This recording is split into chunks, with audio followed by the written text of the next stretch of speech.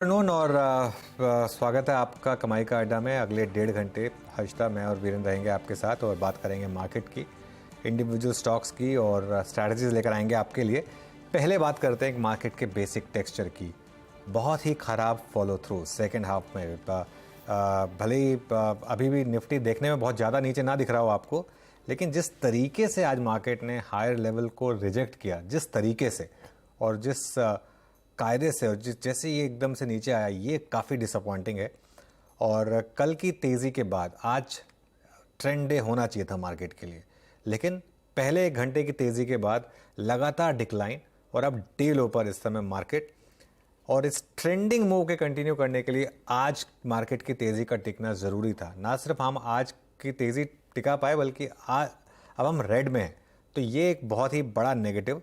और हो सकता है कि वीकली एक्सपायरी का एक प्रेशर रहा हो हर्षिता, लेकिन फिर भी जिस तरीके से दिग्गजों ने फिर से दबाव बनाया मार्केट के ऊपर, वही सेम स्टॉक्स, वही HDFC बैंक, वही रिलायंस, जिस तरीके से हायर लेवल से, वही कोटक जिस तरीके से हायर लेवल से स्लिप हुए, ये क्लियरली एक मार्केट के लिए आज बहुत बड़ा डिसअपॉइंटमेंट। जी हाँ, निराशा तो हाथ लग रही, क्योंकि सुबह में जिस तरह की ओपनिंग रही और जो फर्स्ट हाफ में तेजी बनी थी, उम्मीद तो ये बन रही थी कि 19600 की तरफ हम बढ़ेंगे और फिर से वो मोमेंटम लौटता हुआ दिखाई देगा। अब आज के लिए क्लोजिंग का लेवल क्या इंपॉर्टेंट रहेगा अनुज, क्योंकि इस समय स्क्रीन पर हम जो कारोबार देख रहे हैं वो रफली डे लो है। बिल्कुल हर्षदा, देखिए मैं एक चीज़ कहूँगा। सबसे पहली बात, निफ्टी आज 20 डे मूविंग एवरेज पर गया, 15-20 मिनट उसके ऊपर सस्टेन किया।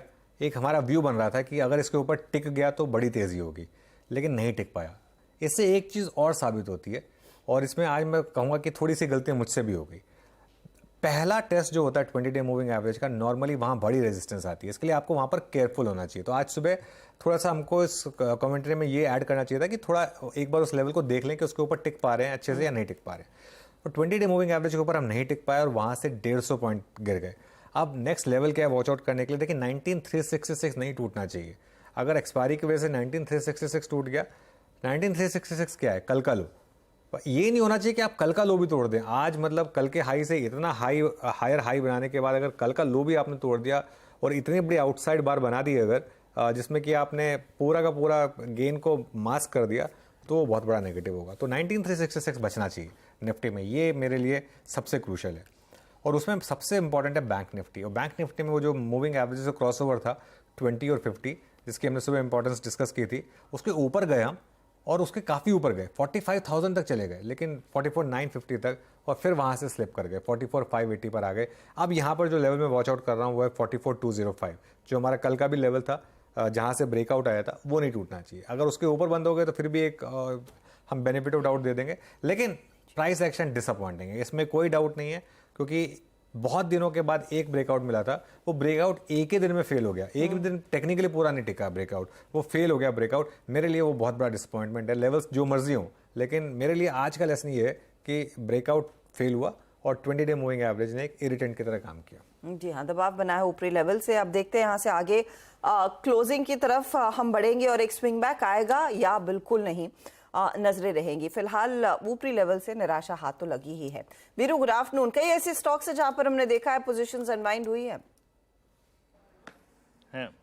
लेकिन कुछ स्टेबल भी है। Harshita, good afternoon. Harshita, good afternoon. Anuj, थोड़ा सा अगर इंडिसेस बैकफुट पे आ गए हैं और अभी फियर ऑफ कोलैप्स है, तो आइए कुछ स्टॉक फीचर्स को देख लेते हैं कि जिनमें अभी भी स्ट्रेंथ है, जो हायर लेवल्स पे सस्टेन कर रहे हैं। वेरिएशंस काफ़ी अच्छे खासे हैं। सिमेंस आज, इनफैक्ट सिमेंस ने काफ़ी अच्छा खासा होमवर्क किया था पिछले कुछ सेशंस में, और आज इसकी राइड काफ़ी रही अच्छी। अब तक करीब करीब अगर आप ओपन इंटरेस्ट स्लाइड को देखें हर्षिता, तो यहाँ पर ओपन इंटरेस्ट शेयर हुआ है, जहाँ पे शॉर्ट्स जो थे वो कवर हो रहे थे, उसमें एक सिमेंस शामिल था। करीब 8338 पे, 3838 पे ट्रेड करता हुआ इस दौर की हाईएस्ट ट्रैजेक्टरी पे, और ऑलमोस्ट अगस्त फर्स्ट वीक के हाईज को रीगेन करता हुआ स्टॉक। इसमें काफ़ी अच्छी खासी स्ट्रेंथ है, वेरिएशन काफ़ी अच्छे खासे हुए थे। उसके बाद टाटा पावर को देखिए, आपकी स्क्रीन पे आएगा हर्षिता, यहाँ पर भी काफ़ी अच्छा खासा मूव है, और आपकी स्क्रीन पे 251.70, ये इसकी जो मई 2022 के बाद की सबसे हाईएस्ट ट्रैजेक्टरी है, ये ऑलमोस्ट उसमें एंटर कर चुका है।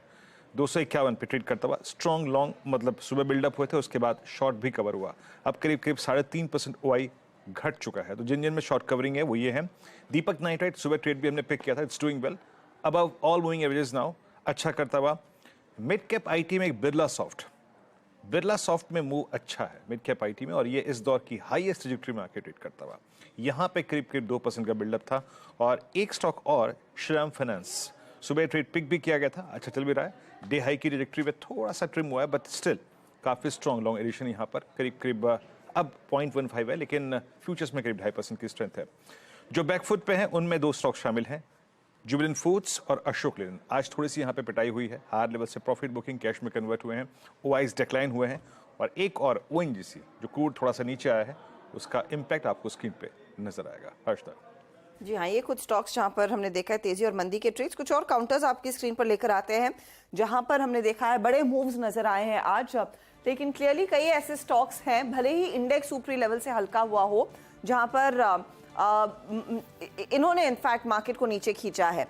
L&T कल तक आउट परफॉर्म कर रहा था, 1.25% का नुकसान इधर। रिलायंस आप देखिए उसका भार बनता हुआ दिखाई दिया है। ONGC जो वीरू भी मेंशन कर रहे थे, और दूसरी तरफ HDFC बैंक एक ही दिन थी या फिर एक ही दोपहर थी जहां पर तेजी देखने को मिली, and way back to square one, यहाँ पर 1577 के लेवल्स आते हुए दिखाई दिए हैं। लेकिन तेजी कई स्टॉक्स में है। इंडसइंड बैंक दिग्गजों में साथ दे रहा है। एशियन पेंट में आज हमने देखी है खरीदारी।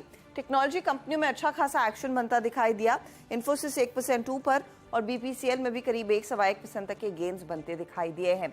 मिड कैप साइड पर ज्यादा बड़ा एक्शन देखने को मिला, और आज बड़ी ब्लॉक डील्स का दिन था।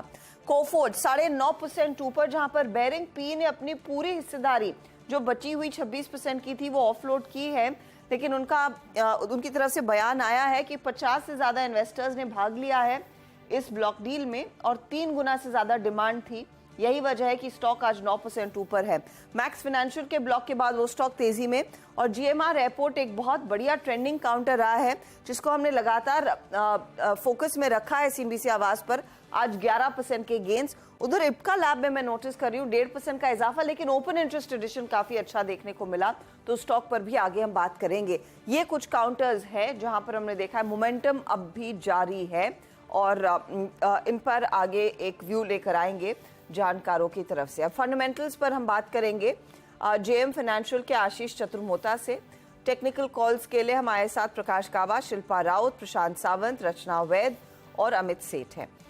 2:15 बजे फोकस में आज की ब्लॉक डील्स रहेंगी। कोफोर्ज, मैक्स फाइनेंस, मन्नपुरम में जो सौदे हुए हैं उसका एक डिटेल आपके लिए पेश किया जाएगा यतिन के साथ।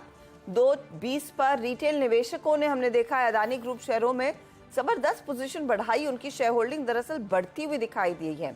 इससे क्या संकेत मिल रहा है, सुमित को जोड़ेंगे। आज 2:30 बजे फोकस रहेगा मिश्र धातु निगम पर। कंपनी के चेयरमैन और MD संजय कुमार झा को हम जोड़ने वाले हैं। याद रखिएगा मिधानी एक स्टॉक है जो वो चंद्रयान वाले कनेक्शन के साथ भागता हुआ नजर आया है। 2:40 पर लेकर आएंगे आपके लिए 4 का चौका, सस्ता ऑप्शन शिल्पा राउत तैयार करेंगी। प्रशांत सावंत से लेंगे FNO सुपरस्टार, रचना वैद देंगी चार्ट का चमत्कार, और मिड कैप फंडा के लिए आशीष चतुर्मोता है। 2:50 पर आज मार्केट बिग वॉइस में अल्केमी कैपिटल के डायरेक्टर और CIO हिरेन वैद होंगे। फिर 3 बजे फोकस रहेगा डीलिंग रूम के एक्शन पर, BTST STBT ट्रेड्स और क्लोजिंग की रणनीति। ओके, चलिए फिर शुरुआत करते हैं कॉल्स लेने की। और इस समय मार्केट फिर थोड़ी सी कोशिश कर रहा है एक बैंक निफ्टी में फिर एक रिकवरी की, लेकिन डिसअपॉइंटिंग सेशन रहा है। गाबा सर, गुड आफ्टरनून, बताइए क्या ट्रेड होगी आपकी इस समय? Good afternoon to you. Stock मैंने पिक किया लॉन्ग साइड, यस, और वो है एशियन पेंट्स। और एशियन पेंट्स का जो चार्ट है, मुझे लगता है कि जो बाउंस है जगह 3150, ये एक बहुत अच्छी जगह बाउंस है। सेटअप है बढ़िया, एक ब्रेकआउट चाहिए था वो भी मिल गया आज 3200 पे। अब ट्रेड करे 3224 पर एशियन पेंट्स। 10 रुपए का स्टॉक होना चाहिए, ज्यादा नहीं, 15 रुपए का। 3200 के 10 के नीचे स्टॉप होना चाहिए। मुझे लगता है 3300 की तरफ जा रहा है, मैटर ऑफ टाइम। लेकिन फर्स्ट टेक्निकल टारगेट रहेगा 3360 to 80। ओके, तो एशियन पेंट एक अपॉर्चुनिटी तेजी की तरफ आप ले रहे हैं। शिल्पा, गुड आफ्टरनून, आपका ट्रेड क्या है? जी, मेरा एशियन पेंट था, बट अभी I will go with Gujarat gas. Gujarat gas futures trade कर रहा है 459 पे, तो यहाँ पे 450 का स्टॉप लॉस मेंटेन करना है, और targets of 480 to 490। Gujarat gas यहाँ पे आपका लॉन्ग ट्रेड है, करीब करीब 459 पे स्क्रीन पे गया है। रचना जी, गुड आफ्टरनून, आपका ट्रेड? जी गुड आफ्टरनून। एंड मेरी तरफ से जो ट्रेड है शॉर्ट साइड पे रहेगा in the futures of LIC housing finance. और ये इसलिए है क्योंकि मार्केट ने आज बहुत क्लासिक लेवल से टर्न दिया है और ट्रेंड वैसे भी थोड़ा डाउन साइड पे कुछ दिनों से बना हुआ है। तो LIC के फ्यूचर्स को हम इसीलिए शॉर्ट करेंगे और इसके फ्यूचर्स के हिसाब से SL लगाएंगे 426 पे और डाउन साइड पे इसका पहला टारगेट होगा 417 और दूसरा टारगेट लगा सकते हैं 414 पे। LIC हाउसिंग फाइनेंस, ये इस समय की पिक रचना जी के शॉर्ट साइड पर ध्यान रखिएगा, यहाँ पर आपको सेल करना है। ये यहाँ पर आज थोड़ी सी लॉन्ग अनवाइंडिंग भी हुई है। अमित सेठ को जोड़ लेते हैं। अमित जी गुड आफ्टरनून, क्या ट्रेड ले रहे हैं, लॉन्ग या शॉर्ट? जी good afternoon Anuj ji, Harshita ma'am, Viren ji and everybody on the panel. Anuj ji, इस समय की मेरी ट्रेड रहेगी टीवीएस मोटर्स। टीवीएस मोटर का अगर हम स्ट्रक्चर देखें तो स्टॉक पिछले 11 दिनों से काफी नैरो रेंज में कंसोलिडेट कर रहा था between 10 and 20 day exponential moving average. अपना 10 and 50 day exponential moving average, इस इन एवरेजेस को ये काफी अच्छे एक कॉम्पैक्ट रेंज में होल्ड कर रहा था और आज हमने देखा कि एक स्ट्रॉन्ग ब्रेकआउट है इसमें, एक strong bullish candle above the 10 day exponential moving average. तो ये ब्रेकआउट 11-12 दिनों के कंसोलिडेशन के बाद में आ रहा है। आरएस लाइन पे भी ब्रेकआउट है, तो टीवीएस मोटर बाय करें। 1378 प्राइस है, 1420 के टारगेट्स रहेंगे और स्टॉप लॉस रहेगा 1360 का। ओके, तो टीवीएस मोटर में एक अपॉर्चुनिटी क्लियरली बनती हुई दिखाई दे रही है। 1420 की तरफ बढ़ता हुआ ये काउंटर और टीवीएस मोटर में 1.5% का मूव देखा गया। याद रखिएगा, इन्होंने एक और दरअसल इलेक्ट्रिक स्कूटर कल दुबई में लॉन्च की। नवंबर ऑनवर्ड्स इसकी डिलीवरी आती हुई दिखाई देगी और प्राइस है 2.5 लाख रुपए एक स्कूटर की। ये इंटरनेशनल मार्केट में भी लॉन्च करेंगे। स्टॉक सुबह में शांत था, लेकिन सेकंड हाफ में हमने देखा है कुछ वॉल्यूम पिकअप आता हुआ दिखाई दिया। आशीष चतुर्मोता को जोड़ लेते हैं। आशीष गुड आफ्टरनून, बताइए आपका ट्रेड इस घंटे का क्या है? Good afternoon Harshita, good afternoon Anuj. तो देखिए, मेरा जो ट्रेड होगा वो आईटी सेगमेंट से होगा, जहां पे हमें लगता है कि पूरी जो थीम है वो बहुत ही अच्छी बेस बना रही है। स्टॉक्स जो हमें पसंद है उनमें persistent, Larsen and Toubro technology services, LTIM, Coforge जैसे स्टॉक रहे हैं। बट अभी जो हमें इस लेवल पे टेक्निकली काफी स्ट्रांग लग रहा है वो होगा परसिस्टेंट। डिस्क्लोजर की स्टॉक को पोर्टफोलियो में भी हम रखते हैं। यहाँ पर पे एक बहुत ही बढ़िया बेस हर्षिता बना है और वीकली चार्ट्स पर आप देखेंगे तो राउंडिंग बॉटम का फॉर्मेशन बनाकर स्टॉक ने रेजिस्टेंस जोन निकाला है 5080 के ऊपर।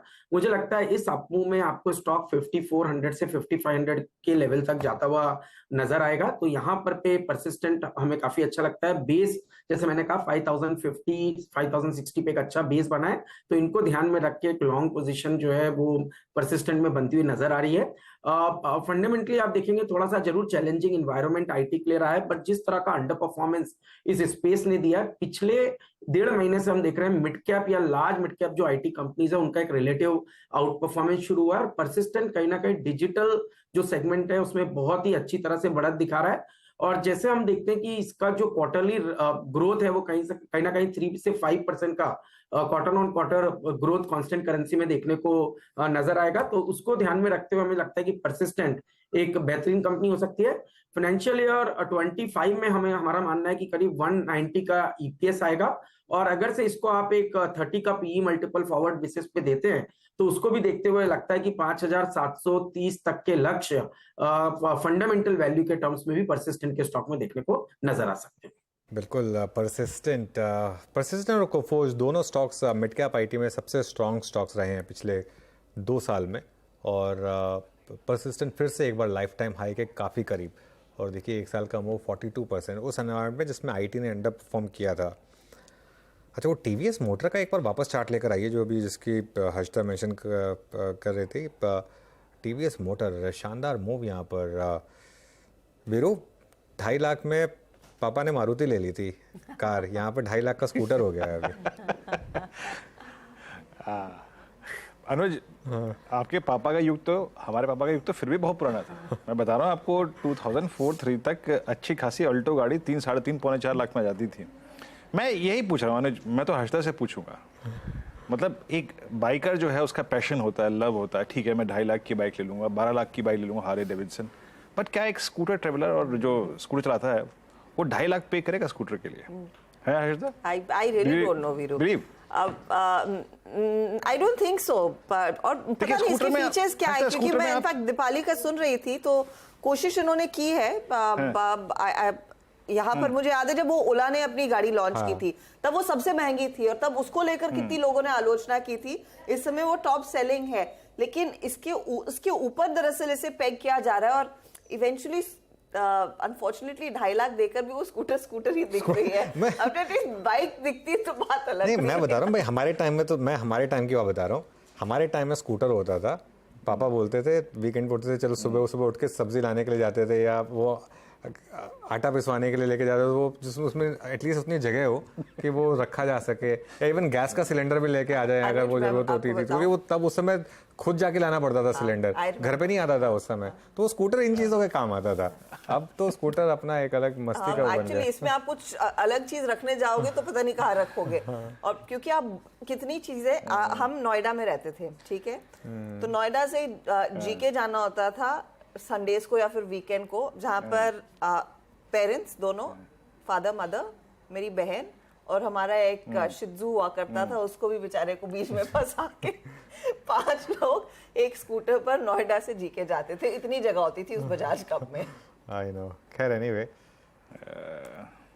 इंटरेस्टिंग होगा देखना। 2.5 लाख का स्कूटर। 2.5 लाख का आशीष जी, इस पर कोई आपकी एनालिसिस है क्या? ये चलेगा क्या? क्योंकि iQube के चक्कर में स्टॉक चला था, आपको याद होगा, और ये पूरा ईवी का जो पोर्टफोलियो कंपनी खड़ी करेगी, आगे बड़ा निवेशक आएगा, उसको लेकर क्या स्टॉक ने परफॉर्मेंस दिखाया है। इनफैक्ट 12 महीने का चार्ट स्क्रीन पर रखेंगे तो उसका एक अंदाजा लगेगा। लेकिन ये प्राइसिंग और ये लॉन्च क्या इनके फेवर में जाएगा? देखिए अर्चना, वेलकम टू न्यू इंडिया। हम जो बात कर रहे हैं डिस्क्रिशनरी स्पेंडिंग का जो लेवल है वो बहुत ही डिफरेंट लेवल पे ग्रो होने वाला है। और जब हम बात करते हैं कि ये $2300-2400 पर कैपिटा की इनकम जब $7000 की हो जाएगी, तो ये ट्रेंड कहीं ना कहीं पूरा प्रीमियमाइजेशन की तरफ शिफ्ट हो रहा है, और इसी को ध्यान में रखते हुए इस तरह के लॉन्चेस भी हो रहे हैं। और आप देखेंगे कि कार में आपने चीज देखी कि किस तरह से जो प्रीमियम सेगमेंट में गाड़ियों की बुकिंग हुई वो बहुत ही जबरदस्त हमें देखने को मिली। इनफैक्ट जो कहीं ना कहीं आपका जो पीवी के अंदर में एंट्री लेवल कार था वहां पे डी ग्रोथ मिला है और प्रीमियम सेगमेंट में ग्रोथ मिला है। अब ये बड़ा एक इंटरेस्टिंग ट्रेंड होगा, क्योंकि आपने बिल्कुल सही कहा कि ये बाइक नहीं, अगर से एटलीस्ट बाइक होता जहां पे आप रॉयल एनफील्ड जैसी गाड़ी की बात करें तो वहां समझ में आता था कि इस तरह का ट्रेंड बना था। पर क्या स्कूटर में इस तरह की ग्रोथ आएगी, ये तो अपने आप में एक बहुत ही डिफरेंट चीज होगी जिसको देखने के लिए। बट जो हमको लगता है कि ईवी के अंदर में जिस तरह से टीवीएस ने अपनी सब्सिडरी में बड़े इन्वेस्टर लाए और जिन वैल्यूएशन पे लाए, उसको देखते हुए लगता है कि ग्रोथ काफी रहेगी। और स्टॉक के अंदर में तो आपको एक बहुत पॉजिटिव अप्रिसिएशन देखने को मिलेगा।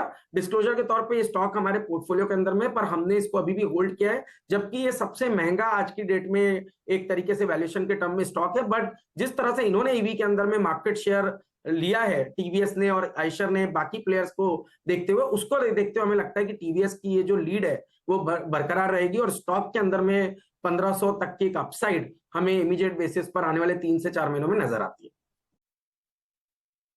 के टीवीएस मोटर्स, अच्छा चला थोड़ा पर्यटन पे ही और इधर से उधर जाने के मोड्स ऑफ ट्रांसपोर्ट पे ही रहते हैं। स्कूटर से अब आपको ले चलते हैं उड्डयन की तरफ, एविएशन की तरफ। और जीएमआर एयरपोर्ट्स में उड्डयन शब्द, उड़ान जो है वो बिल्कुल सूट कर रहा है आपकी स्क्रीन पे। इट्स अब बाय 11%, सुबह 1%, 2, 3, 4, 5। दरअसल इसको स्पॉटलाइट में, इसको बिग स्टॉक्स की कैटेगरी में, मतलब बड़े मूव के स्टॉक्स की कैटेगरी में हमने प्लेस भी किया था, अनुज ने बात की थी। आइए पहले देखते हैं कि इस पर क्या बातचीत हुई थी, क्यों पिक किया गया था इसको, उसके बाद इस पर एक बार फिर से करेंगे बातचीत। एक टाइम था जीएमआर एक बहुत बड़ा स्टॉक हुआ करता था, उसके बाद इसमें एक बहुत बड़ी बेयर मार्केट आई थी। ये जो चैनल है ना हर्षिता, ये 16 साल का चैनल है, एक 16 साल का चैनल ब्रेक होने की तैयारी हो रही है। कल डिलीवरी वॉल्यूम काफी हाई था, इनफैक्ट 2 टाइम्स डिलीवरी वॉल्यूम बढ़ा है इसका। और इसमें फंडामेंटल रीजन भी है। कल जो हम डिस्कस भी कर रहे थे, जुलाई में जो पैसेंजर ट्रैफिक बढ़ा 30% और एयरक्राफ्ट मूवमेंट बढ़ा करीब 17%। मल्टी ईयर ब्रेकआउट, जब भी आप बड़ा पैसा बनाने की ट्रेड्स ढूंढ रहे हो ना, हमेशा अपने चार्ट्स को वीकली और मंथली चार्ट्स में कन्वर्ट करिए। तो जब वो स्पॉटलाइट में लिया था, ये भरोसा नहीं था कि मतलब भागेगा, ये पता था कि इतना भाग जाएगा 2 दिन में, ये व्यू नहीं था, लेकिन बहुत तेजी से भागा एकदम से स्टॉक का।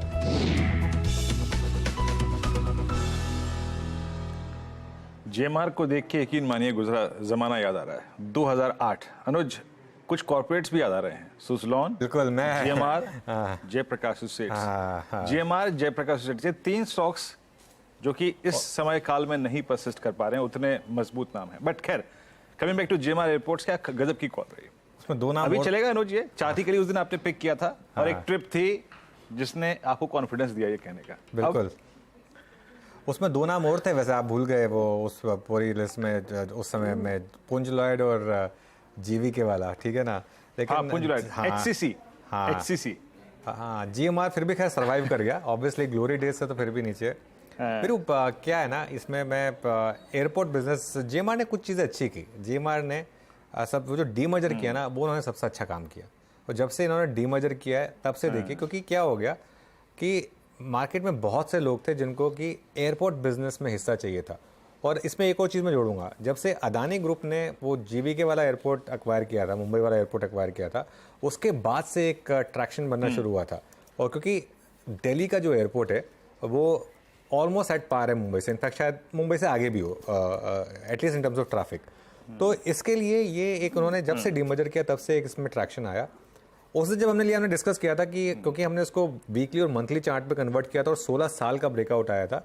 और क्या होता है ना, आपका काम होता है एक ब्रेकआउट को स्पॉट करना और उसमें एक एंट्री लेना, उसके बाद वो कहाँ तक जाएगा और एक स्टॉप लॉस लगा देना, उसके बाद वो कहाँ तक जाएगा वो मार्केट डिसाइड करती है। कई बार होता है कि मार्केट 2 दिन में ही आपको 2 महीने का गेन करा देती है, कई बार नहीं कराती। ये आप देखिए, अगर आपने मुझसे 3 दिन पहले पूछा होता कि 3 दिन जब मैं स्पॉट ट्रेड में रहा था कि 3 दिन में 65 रुपये होगा, मैं वो बिल्कुल नहीं होगा, मैं वो 60 भी नहीं होगा, मैं तो ये सोच के बैठा था। लेकिन वही एक बार मार्केट में ट्रैक्शन आता तो मार्केट फिर कुछ भी करता है फिर वो। बिल्कुल। अच्छा, आशीष से पूछते हैं। आशीष, अगर आप होते तो क्या करते? अब 2-3 स्टॉक्स ऐसे हैं, ऐसा मूव आ रहा है, एक थ्योरी होती है ना कि आपका स्टॉप लॉस आपको बाहर निकालेगा। GMR में क्या वही होना चाहिए? होना चाहिए। और आशीष ने उसकी जो थीसिस है वो पहले ही डिफाइन कर दी कि मल्टी या ब्रेकआउट की स्टाइल ये होती है कि जब आप इसको आइडेंटिफाई करते हैं, आपको सिर्फ ट्रेन में बैठना होता है, बाकी तो ट्रेन का काम है आपको लेकर जाने का और आपको उसमें बैठ करके उस राइड को एंजॉय करना पड़ता है।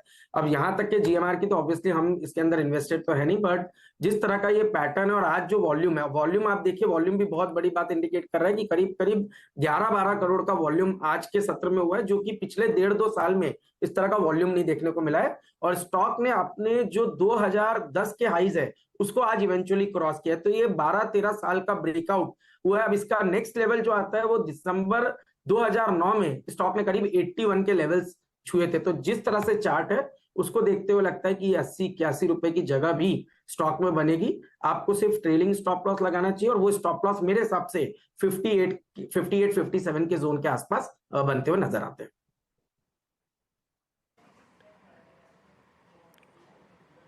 ओके, GMR एयरपोर्ट्स, याद रखिएगा मंथली कैंडल। अभी इस मंथ को पूरा होने में वक्त है, अभी कुछ सेशंस बाकी हैं और ये GMR एयरपोर्ट्स के करियर का 3rd बेस्ट मंथ है, तीसरा सबसे, मतलब टाइम फ्रेम क्या है मेरे चार्ट्स, मेरे स्क्रीन पे, इट्स ऑलमोस्ट फ्रॉम 2006 और इस 6, 14, 15, 16, 17 साल का अगर आप देखें सबसे 3rd हाईएस्ट स्विंग देने वाला स्टॉक है ये। क्या GMR एयरपोर्ट्स।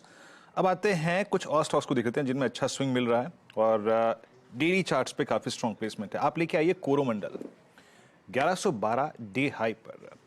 रचना जी जरा इस चार्ट को देखिएगा, इसने एक बहुत स्ट्रॉन्ग सप्लाई जोन जो बैठ सकता था इसके चार्ट्स पे, वो था करीब करीब 1087 के रेंज में। ये जो मूव आया है इसको आप कैसे रीड कर रही हैं और आपका टेक क्या है? ये जो टिपिकल राउंडिंग बॉटम की नेकलाइन ब्रीच हुई है, इसके टारगेट्स क्या बनेंगे? जी, कोरोमंडल का चार्ट डेफिनेटली अच्छा है, यहाँ पे पॉजिटिविटी है और ये पॉजिटिविटी फर्दर कंटिन्यू होने के चांसेस डेफिनेटली नजर आ रहे हैं। यहाँ पे अगर कोई अपनी पोजीशन बनाता है तो कल के, अगर मल्टी वीक्स के हिसाब से देखता है तो कल के लो को इसमें एसएल बनाना चाहिए, which would be around 1070 and ऊपर वाली साइड पे this counter can very soon go towards 1150 and 1200।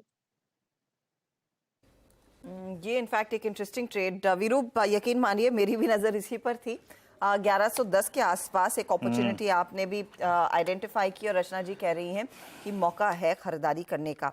अच्छा, 1-2 और ट्रेड्स और टाटा पावर आपकी स्क्रीन पर लेकर आते हैं। आपको याद होगा पिछले 2-3 ट्रेडिंग सेशन से हमने देखा है पावर कंपनियों में इंटरेस्ट बना हुआ है। पहले ये तेजी लार्जली लिमिटेड थी या सीमित थी PSU कंपनियों में, लेकिन अब टाटा पावर में हम देख रहे हैं बहुत ही सजी हुई तेजी बनती दिखाई दे रही है।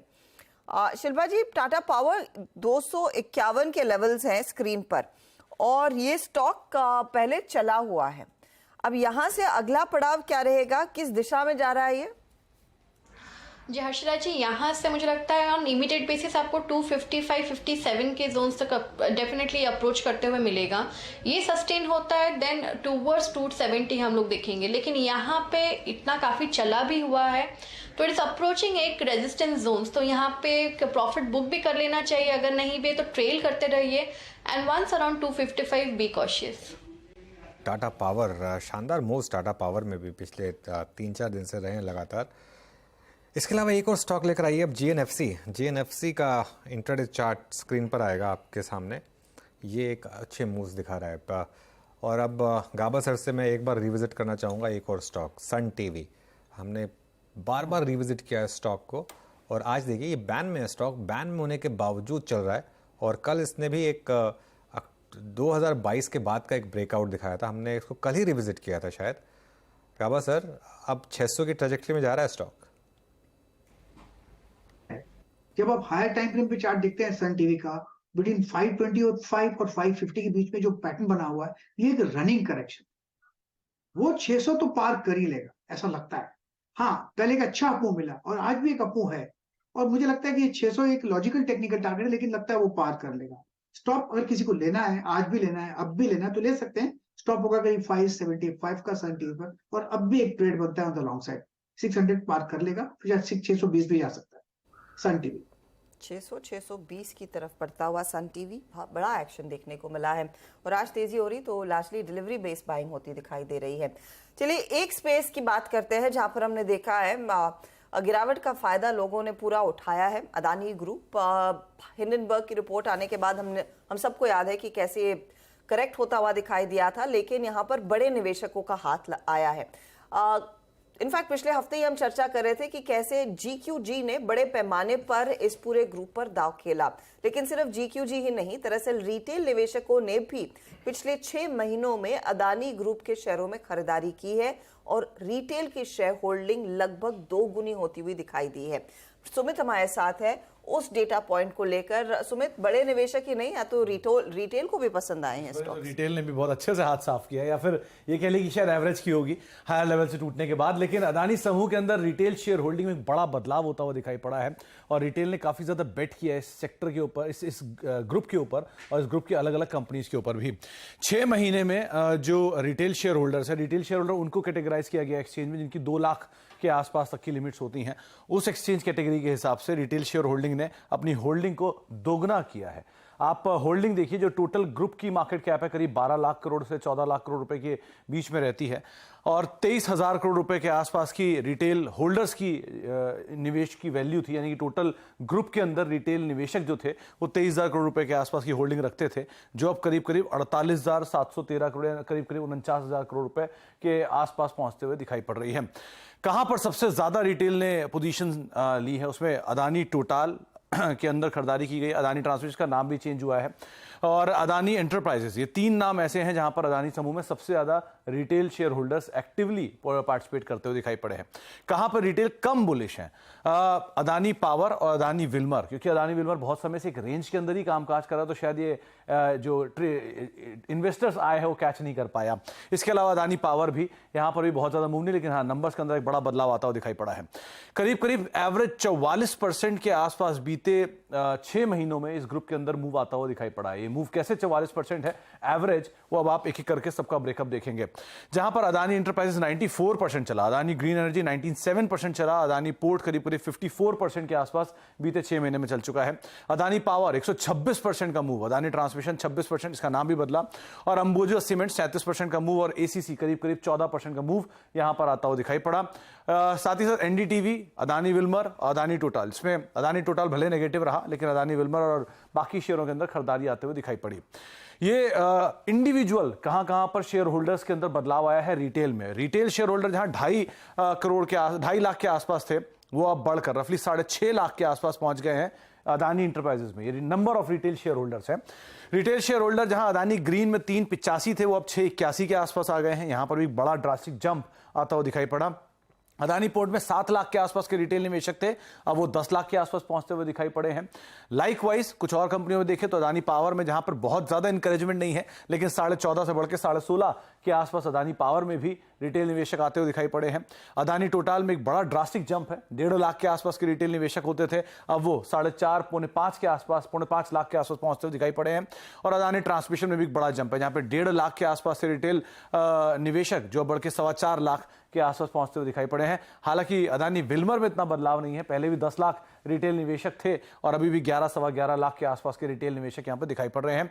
एसीसी ये भी क्लोजली हेल्ड है, तो यहां पर भी बहुत बदलाव नहीं, 1.25 लाख के आसपास था, वो 1.5 लाख हुआ। अंबुजा में 4.5 लाख थे, वो 6 लाख के आसपास अब रिटेल निवेशक पहुंचते हुए दिखाई पड़े। और लास्टली एनडीटीवी के ऊपर अगर नजर डालेंगे तो वहां पर भी कोई खास बदलाव नहीं, 0.64 से बढ़ के 0.86 है। तो कुछ जगहों पे रिटेल निवेशकों के, लेकिन ओवरऑल पूरे ग्रुप के अंदर जो रिटेल निवेशक हैं उनकी पसंद काफी बड़ी है और बहुत ज्यादा एक्टिव पार्टिसिपेशन अब रिटेल की तरफ से यहां पर देखने को मिल रहा है। जी हाँ, सुमित शुक्रिया आपका। और ये एस्टेब्लिश करने की कोशिश की गई है, इनफैक्ट ये पिछले 4-5 दिन से अनुज मैंने काफ़ी डिस्कस भी किया है। देखिए, एक तो कुछ बड़े नाम फंड्स इसमें सब्सटेंशियल स्टेक पिक कर चुके हैं, दूसरी बात रिटेल इन्वेस्टर्स का कन्विक्शन है। आशीष, मुझे याद आता है आपने अदानी पोर्ट्स पे काफ़ी स्ट्रांगली कन्विक्शन अपना जाहिर किया था, ये शायद मेरे ख्याल से आपके पीएमएस में इंक्लूड भी किया गया है। आपका व्यू, आपने इस सभी तथ्यों को सुना, अदानी ग्रुप के स्टॉक्स पे आपने लोअर लेवल्स में क्या ऐड किया है और अभी भी आपकी कन्विक्शन लिस्ट में क्या अपीयर होता है इस ग्रुप से? तो वीरेंद्र, इसमें देखिए जो 2 स्टॉक्स हमें हमेशा ठीक लगे और हमें लगा कि यहाँ पे फंडामेंटली भी काफी स्ट्रेंथ है, वो है एक तो अडानी पोर्ट्स और ऑब्वियसली दूसरा अंबुजा सीमेंट। और खासतौर पे अडानी पोर्ट्स, क्योंकि यहाँ पर पे जिस तरह का इनका जो वॉल्यूम ग्रोथ था वो काफी स्ट्रांग था और इस कारण से आपने देखा भी कि किस तरह से रिकवरी जो अडानी पोर्ट का जो ऑल टाइम हाई था वो करीब 970 के आसपास था, नीचे जब ये गया तो ऑलमोस्ट 380 की जोन में चला गया और अब रिकवर होके ये 850 के ट्रेजेक्टरी में आने की तैयारी कर रहा है। मतलब अब हम हार्डली 13-14% दूर रह गए हैं उसके ऑल टाइम हाई से। ये सबसे स्ट्रांग रिकवरी किसी भी अडानी ग्रुप के स्टॉक में आपको देखने को नजर आ रही है। बाकी स्टॉक में रिकवरी जरूर आई है बट अभी भी ऑल टाइम हाई बहुत ज्यादा दूर है। तो हमें लगता है कि ये स्ट्रेंथ बताता है कहीं ना कहीं इस कंपनी के फंडामेंटल इसकी, और इसकी वजह से हमें लगता है कि आज भी जो सबसे टॉप पिक रहेगी वो अडानी पोर्ट रहेगी, जहां हमारा मानना है कि सबसे जल्दी नए ऑल टाइम हाई बनेंगे और स्टॉक कहीं ना कहीं 1100 से 1200 की ट्रेजेक्टरी आने वाले 6 से 9 महीनों में दिखाता हुआ नजर आएगा। तो जो जैसे मैंने कहा कि इस पूरे स्पेस के अंदर में अडानी पोर्ट्स हमारी टॉप पिक रहेगी, जिससे हमें लगता है फंडामेंटली भी बहुत अच्छी वैल्यू और टेक्निकल स्ट्रेंथ भी सबसे फास्ट यहाँ पर देखने को नजर आई है।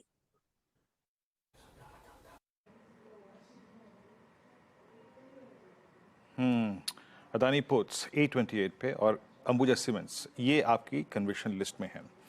और एक दो काउंटर्स को देख लेते हैं जो कि अच्छा कर रहे हैं या फिर थोड़ा सा जो है आज बैकफुट पे आ रहा है। मैं एक एक करके बाइसेक्ट करके बातचीत करूंगा। देखिए, अभी कुछ देर पहले मैंने एक स्टॉक आपकी स्क्रीन पे रखा था जो कि एक स्ट्रॉन्ग मूवर है आज, ओआई एडिशंस पे अच्छे हुए थे, श्रीराम फाइनेंस। आज इसने अपनी ऑल टाइम हाई ट्रेजेक्टरी को छुआ लेकिन उसके बाद थोड़ा सा बैकफुट पे आया है, अब रिट्रेस होकर 1988, लेकिन जो मॉर्निंग का हाई था या फिर मिड सेशन का जो हाई था वो इसकी ऑल टाइम हाई ट्रेजेक्टरी थी। उसके बाद लेके आइए आप, अभी कुछ देर पहले हर्षदा ने टाटा पावर मेंशन किया था, इसका स्विंग अब करीब 2.25% ऊपर का है और 251.60 पे ये डे हाई की ट्रेजेक्टरी पे, प्लस ये मई 2022 के बाद की यानी करीब अब 1.25 साल की हाईएस्ट ट्रेजेक्टरी पे ट्रेड कर रहा है। एक बार अमित जरा इसके ऑप्शंस डेटा को टाटा पावर के रीड करेंगे आप, क्या एट द मनी कॉल पे काम कर सकते हैं इसकी, और यहाँ से एट द मनी अगर स्ट्राइक चुननी हो तो आप कौन से पिक करेंगे? वीरेंद्र जी, क्योंकि टाइम समय कम रह गया तो एट द मनी 250 की स्ट्राइक लूंगा। स्टॉक में हम ऑलरेडी काफी एक स्ट्रॉन्ग ट्रैक्शन देख रहे हैं। इसका ओरिजिनल ब्रेकआउट लगभग 245 के लेवल पे आया था, वहां से हम ऑलरेडी बिल्डअप देख रहे हैं और स्ट्रेंथ देख रहे हैं। तो लगभग 4.80 रुपए में इसकी कॉल ट्रेड कर रही है 250 की। इसे बाइस कर सकते हैं, स्टॉप लॉस छोटा सा रखेंगे 3 रुपए का, and I am expecting 7 to 8 rupees target. Okay, चलिए कुछ और स्टॉक्स की बात करते हैं। यहाँ पर आज बैन से बाहर आने वाले स्टॉक्स में जी शामिल था। जी ऊपरी लेवल से थोड़ा हल्का हुआ। उसके अलावा इप्का लैब्स में सुबह अच्छा मोमेंटम था लेकिन अब वो मोमेंटम फिजल आउट हो रहा है वहाँ पर। और उसके अलावा पिरामल एंटरप्राइजेस, पिरामल में हायर लेवल से अच्छा स्लिप आया है। आशीष जी, कोई व्यू आपका पिरामल एंटरप्राइजेस पर? जी तो अनुज थोड़ा वीक है मेरे हिसाब से टेक्निकली जो हम बात कर रहे हैं, और इसमें जिस तरह से ये वीकली चार्ट्स पे भी आप देखेंगे कि लोस को ब्रेक करने की कोशिश कर रहा है 4-5 दिनों के, तो मुझे लगता है शायद थोड़ी डिप आएगी और ये डिप कम से कम 1000 रुपीज तक की रीटेस्टिंग पिरामल एंटरप्राइजेस के स्टॉक में बनती हुई नजर आ सकती है। थोड़ा स्ट्रक्चर यहाँ पर वीक नजर आ रहा है, वीकनेस वहां पर बनती हुई साफ दिखाई दी है। अच्छा, इन्फो एज में थोड़ी सी एक्टिविटी फिर बढ़ने लगी है, करीब 3% का उछाल देखने को मिल रहा है। 4278 के लेवल्स यहाँ पर स्क्रीन पर एटलीस्ट फ्यूचर्स में नजर आए हैं। रचना, इस पर क्या कुछ इंडिकेशन है कि स्टॉक में आगे चलकर कुछ लॉन्ग्स ऐड होंगे? आज तो मेरे ख्याल में थोड़ी सी शॉर्ट कवरिंग है। जी ये चार्ट डेफिनेटली अच्छा है और यहाँ पे है चांसेस अप मूव के। और अगर आप थोड़ा सा हायर टाइम फ्रेम चार्ट पे भी अगर इस काउंटर को चेक करें तो ये वीकली लेवल्स पे 200 के सपोर्ट से मूव देने की कोशिश पर लगा हुआ है, तो यहाँ पे पोजिशनली भी नजर रखी जा सकती है। ऊपर से आईटी एज अ सेक्टर भी आज पूरे मार्केट ने भले ही पुल बैक दिया और फिर भी it has been doing good, तो उस हिसाब से भी ये काउंटर सही है। यहाँ पे अगर कोई बंदा पोजिशनली देखना चाहेगा तो 4230 के आसपास ऐसे लगा के अगर अपनी पोजीशन बनाने की ट्राई करेगा ऑन एवरी डिप, तो यहाँ पे ऊपर वाली साइड पे ये काउंटर 4300 को क्रॉस करके 4350 4470 की तरफ जाता हुआ हमें कुछ दिनों में नजर आ सकता है। थोड़ा टाइम लग सकता है लेकिन 4350 की तरफ जाने की क्षमता रखता है काउंटर। प्राइस एक्शन आगे आया, अब देखते हैं यहाँ पर क्या लॉन्ग्स अग्रेसिवली जुड़ेंगे या नहीं। आज तो कुछ शॉर्ट कवरिंग के संकेत बनते दिखाई दिए हैं। अच्छा, मिड कैप आईटी में भरपूर जोश है। कोफोर्ज में ब्लॉक डील का फायदा, पर्सिस्टेंट जैसे ट्रेड्स, बिरला सॉफ्ट भी आपकी स्क्रीन पर लेकर आते हैं। 477 के भाव पर एक काउंटर है, करीब 2-2.5% तक का इजाफा इधर। कावा साहब, बिरला सॉफ्ट अगला पड़ाव क्या ये 500 की तरफ बढ़ पाएगा? क्योंकि आज 480 तक पहुंचा, वहां पर हवा थोड़ी सी निकली थी, इसकी हवा निकली थी, लेकिन फिर एक अपमूव मिला बिरला सॉफ्ट में। ये 500 एक आई थिंक ये नियर टर्म टारगेट है, लॉजिकल टेक्निकल टारगेट है, वहां तक जाना चाहिए। कहीं पर भी वीकनेस फिलहाल नजर नहीं आ रही। स्ट्रेच है लेकिन स्ट्रेच तो 400 जोन से है, 400 से 476 तो हो गया, 500 कितना दूर है। मेरे ख्याल से एक फ्रेश बाय सिग्नल भी जनरेट हुआ है on higher time frame daily में, तो मुझे लगता है अपमूव ऑन है बिरला सॉफ्ट में। यस, हाँ 470 का स्टॉप अगर चले तो एक ट्रेड अब भी बनता है बिरला सॉफ्ट। आप कहते हैं स्ट्रेच्ड है तो ओवरबॉट है, बहुत दिनों तक चल गया, थक सकता है, इसका संकेत यही है? थक सकता है, प्रॉफिट बुकिंग आ सकती है, लेकिन 500 एक लॉजिकल टेक्निकल टारगेट ज्यादा दूर नहीं है, क्योंकि आज भी स्ट्रेंथ है। इनफैक्ट 5 दिनों से कंसोलिडेशन देख रहे हैं हम बिरला सॉफ्ट में, और उसके बाद आज अपमूव मिला है। इसका मतलब है कि अपमूव ऑन है। वो टाइम वाइज करेक्शन हुआ, प्राइस वाइज करेक्शन नहीं हुआ अब तक, तो अब तक ऑन है। मूव दरअसल जारी है, तो अगर आप ट्रेड कर रहे हैं इस काउंटर में, स्टॉप लॉसेस बेसिकली आप ट्रेल करते जाइए और होल्ड कर सकते हैं। 500 अगला पड़ाव रहेगा। अच्छा, यही नहीं, आप ओरेकल फाइनेंस भी देखिए तो वहां पर भी थोड़ी सी हरकत देखने को मिली है। अमित, ओरेकल फाइनेंस पर कोई नजरें कुछ नजर गई है क्या हाल फिलहाल में आपकी? डेफिनेटली हर्षिता मैम, इसमें हमने कुछ समय पहले एक शार्प मूव देखा था, उसके बाद एक ऑर्डरली करेक्शन देखा जिसमें वॉल्यूम्स उस पुल बैक में नहीं थे, और आज के सत्र में हम वापस देख रहे हैं कि स्टॉक एक इस पुल बैक के बाद एक बुलिश कैंडल बना रहा है, जिसने 20 डेमा पे सपोर्ट लेके अपना 10 डेमा आज कट किया है। तो मुझे लगता है कि अपमूव वापस यहाँ पे स्टार्ट हो रही है। 4080 का प्राइस है, लगभग 4150 तक के टारगेट्स रहेंगे और स्टॉप लॉस रखेंगे 3975 का। ओरेकल फाइनेंशियल, अच्छा ओरेकल फाइनेंशियल से थोड़ी सी बातचीत अब ले चलते हैं कोफोर्ज की तरफ। कोफोर्ज लेके आई है मिड कैप आईटी में, और एक जो प्रमोटर्स का लगभग 26% अगर आप देखें स्टेक ऑफलोड हो गया। खबर ये है, इनफैक्ट कयास लगाए जा रहे हैं कि एसबीआई म्यूचुअल फंड जो है उसने ये चंक पिक किया है। एक हल्का सा आशीष से व्यू लेते हैं और उसके बाद इस पूरी स्टोरी को समझेंगे। आशीष, आप लोगों की क्या कन्विक्शन लिस्ट में था मिड कैप आईटी में? क्योंकि नो डाउट अबाउट दैट कि ये सबसे strong mid cap IT performance में शुमार था। आप लोगों के कन्विक्शन में कोई कमी आई है क्या? देखिए बिल्कुल, इनफैक्ट हमने पिछले 2-3 बार जब शोज की बात हुई तब कोफोर्ज, पर्सिस्टेंट, एलटीटीएस, एलटीआई जैसे नाम लिए, और ये स्टॉक हमने पोर्टफोलियो के अंदर में भी रिकमेंडेशन इनकी रखी थी। और देखिए ये तो काफी समय से ये ओवरहैंग बना ही हुआ था कि यहाँ पर पीई फंड निकलेगा, बट हमें बिजनेस मोमेंटम देखना, और बिजनेस मोमेंटम के टर्म्स में कोफोर्ज का बिजनेस काफी स्ट्रांग रहा है। और ये यही चीज पर्सिस्टेंट और कोफोर्ज ये दोनों में बरकरार रही जब कहीं ना कहीं डाउन साइकिल आईटी की चल चल रही थी, तब भी इन कंपनीज ने काफी एक स्टेबिलिटी अपने quarter on quarter constant currency growth के अंदर में दिखाया, मार्जिन के अंदर में दिखाया, जबकि बीएफएसआई का एक एक्सपोजर होने के बावजूद भी कोफोर्ज काफी अच्छा प्ले रहा। और दूसरी बात, इसका जो यूरोप का एक्सपोजर था वो ज्यादा था as compare to US market, तो उसकी वजह से इसमें मार भी पड़ी। पर जो बिजनेस कहीं ना कहीं आप देखेंगे फिर भी जितना डिग्रोथ पूरा सेक्टर हुआ उसके कंपैरिजन में काफी कम मार परसिस्टेंट और कोफोर्ज जैसे स्टॉक को पड़ी, और जिसकी वजह से हमारा मानना था कि ये पी फंड जब निकलेगा तब भी इसके अंदर में बहुत ही अच्छी इंस्टीट्यूशनल इंटरेस्ट बनेंगे। और अभी भी हमारा ये व्यू है कि ये stock eventually all time high जो कि 6200 के लेवल से उसको आने वाले 3 से 6 महीने में क्रॉस करता हुआ नजर आ सकता है। ओके, चलिए अब बात करते हैं आज की जो सबसे बड़ी ब्लॉक डील हुई। और कल शाम को जर्नी ने जब स्टोरी ब्रेक की थी तो मैं लग रहा था कि क्या कितना बड़ा मूव यहाँ पर शायद पॉसिबल होगा, लेकिन 10% स्टॉक भाग गया कोफोर्ज की उस बड़ी ब्लॉक डील के बाद। और अब कोई प्रमोटर है नहीं इस कंपनी में। यतिन के पास वापस चलते हैं, कुछ पता चला किसने लिया ये माल जो इतना एकदम से मार्केट एक्साइटेड हो गया? बिल्कुल, और देखिए सुबह जब प्री ओपन में हम बता रहे थे कि आज ब्लॉक डील संभव है, तो तभी भी जो सूत्र हमको जानकारी दे रहे थे कि एसबीआई म्यूचुअल फंड यहाँ सबसे बड़ा डोमेस्टिक फंड है जिसने निवेश किया है। लगभग 5 से 6% इक्विटी तक की बोली इन्होंने जो है बुक में लगाई थी।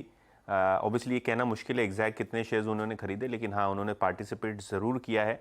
और क्योंकि डिमांड अच्छी थी और मैनेजमेंट ने भी CNBC TV 18 को कहा कि जो बुक की डिमांड थी वो 3 गुना थी, तो कहीं ना कहीं वो जो हेजीज होते हैं, जो हेज फंड्स होते हैं, जो शॉर्ट टर्म ट्रेडिंग करते हैं, जिन्होंने शायद शॉर्ट पोजीशंस ली होंगी कोफोर्ज में, उनको एलोकेशन नहीं मिला होगा और शायद इसीलिए बाइंग तो हुई एक प्राइस पे, लेकिन ये जो मूव आया है लार्जली आप कह सकते हैं कि शॉर्ट कवरिंग के जरिए आता हुआ दिखाई पड़ा है। बहरहाल बेरिंग्स प्राइवेट इक्विटी जो प्रमोटर है कोफोर्ज का, इन्होंने अपनी 26% से थोड़ी ज़्यादा इक्विटी 8,000 करोड़ रुपए में बेची।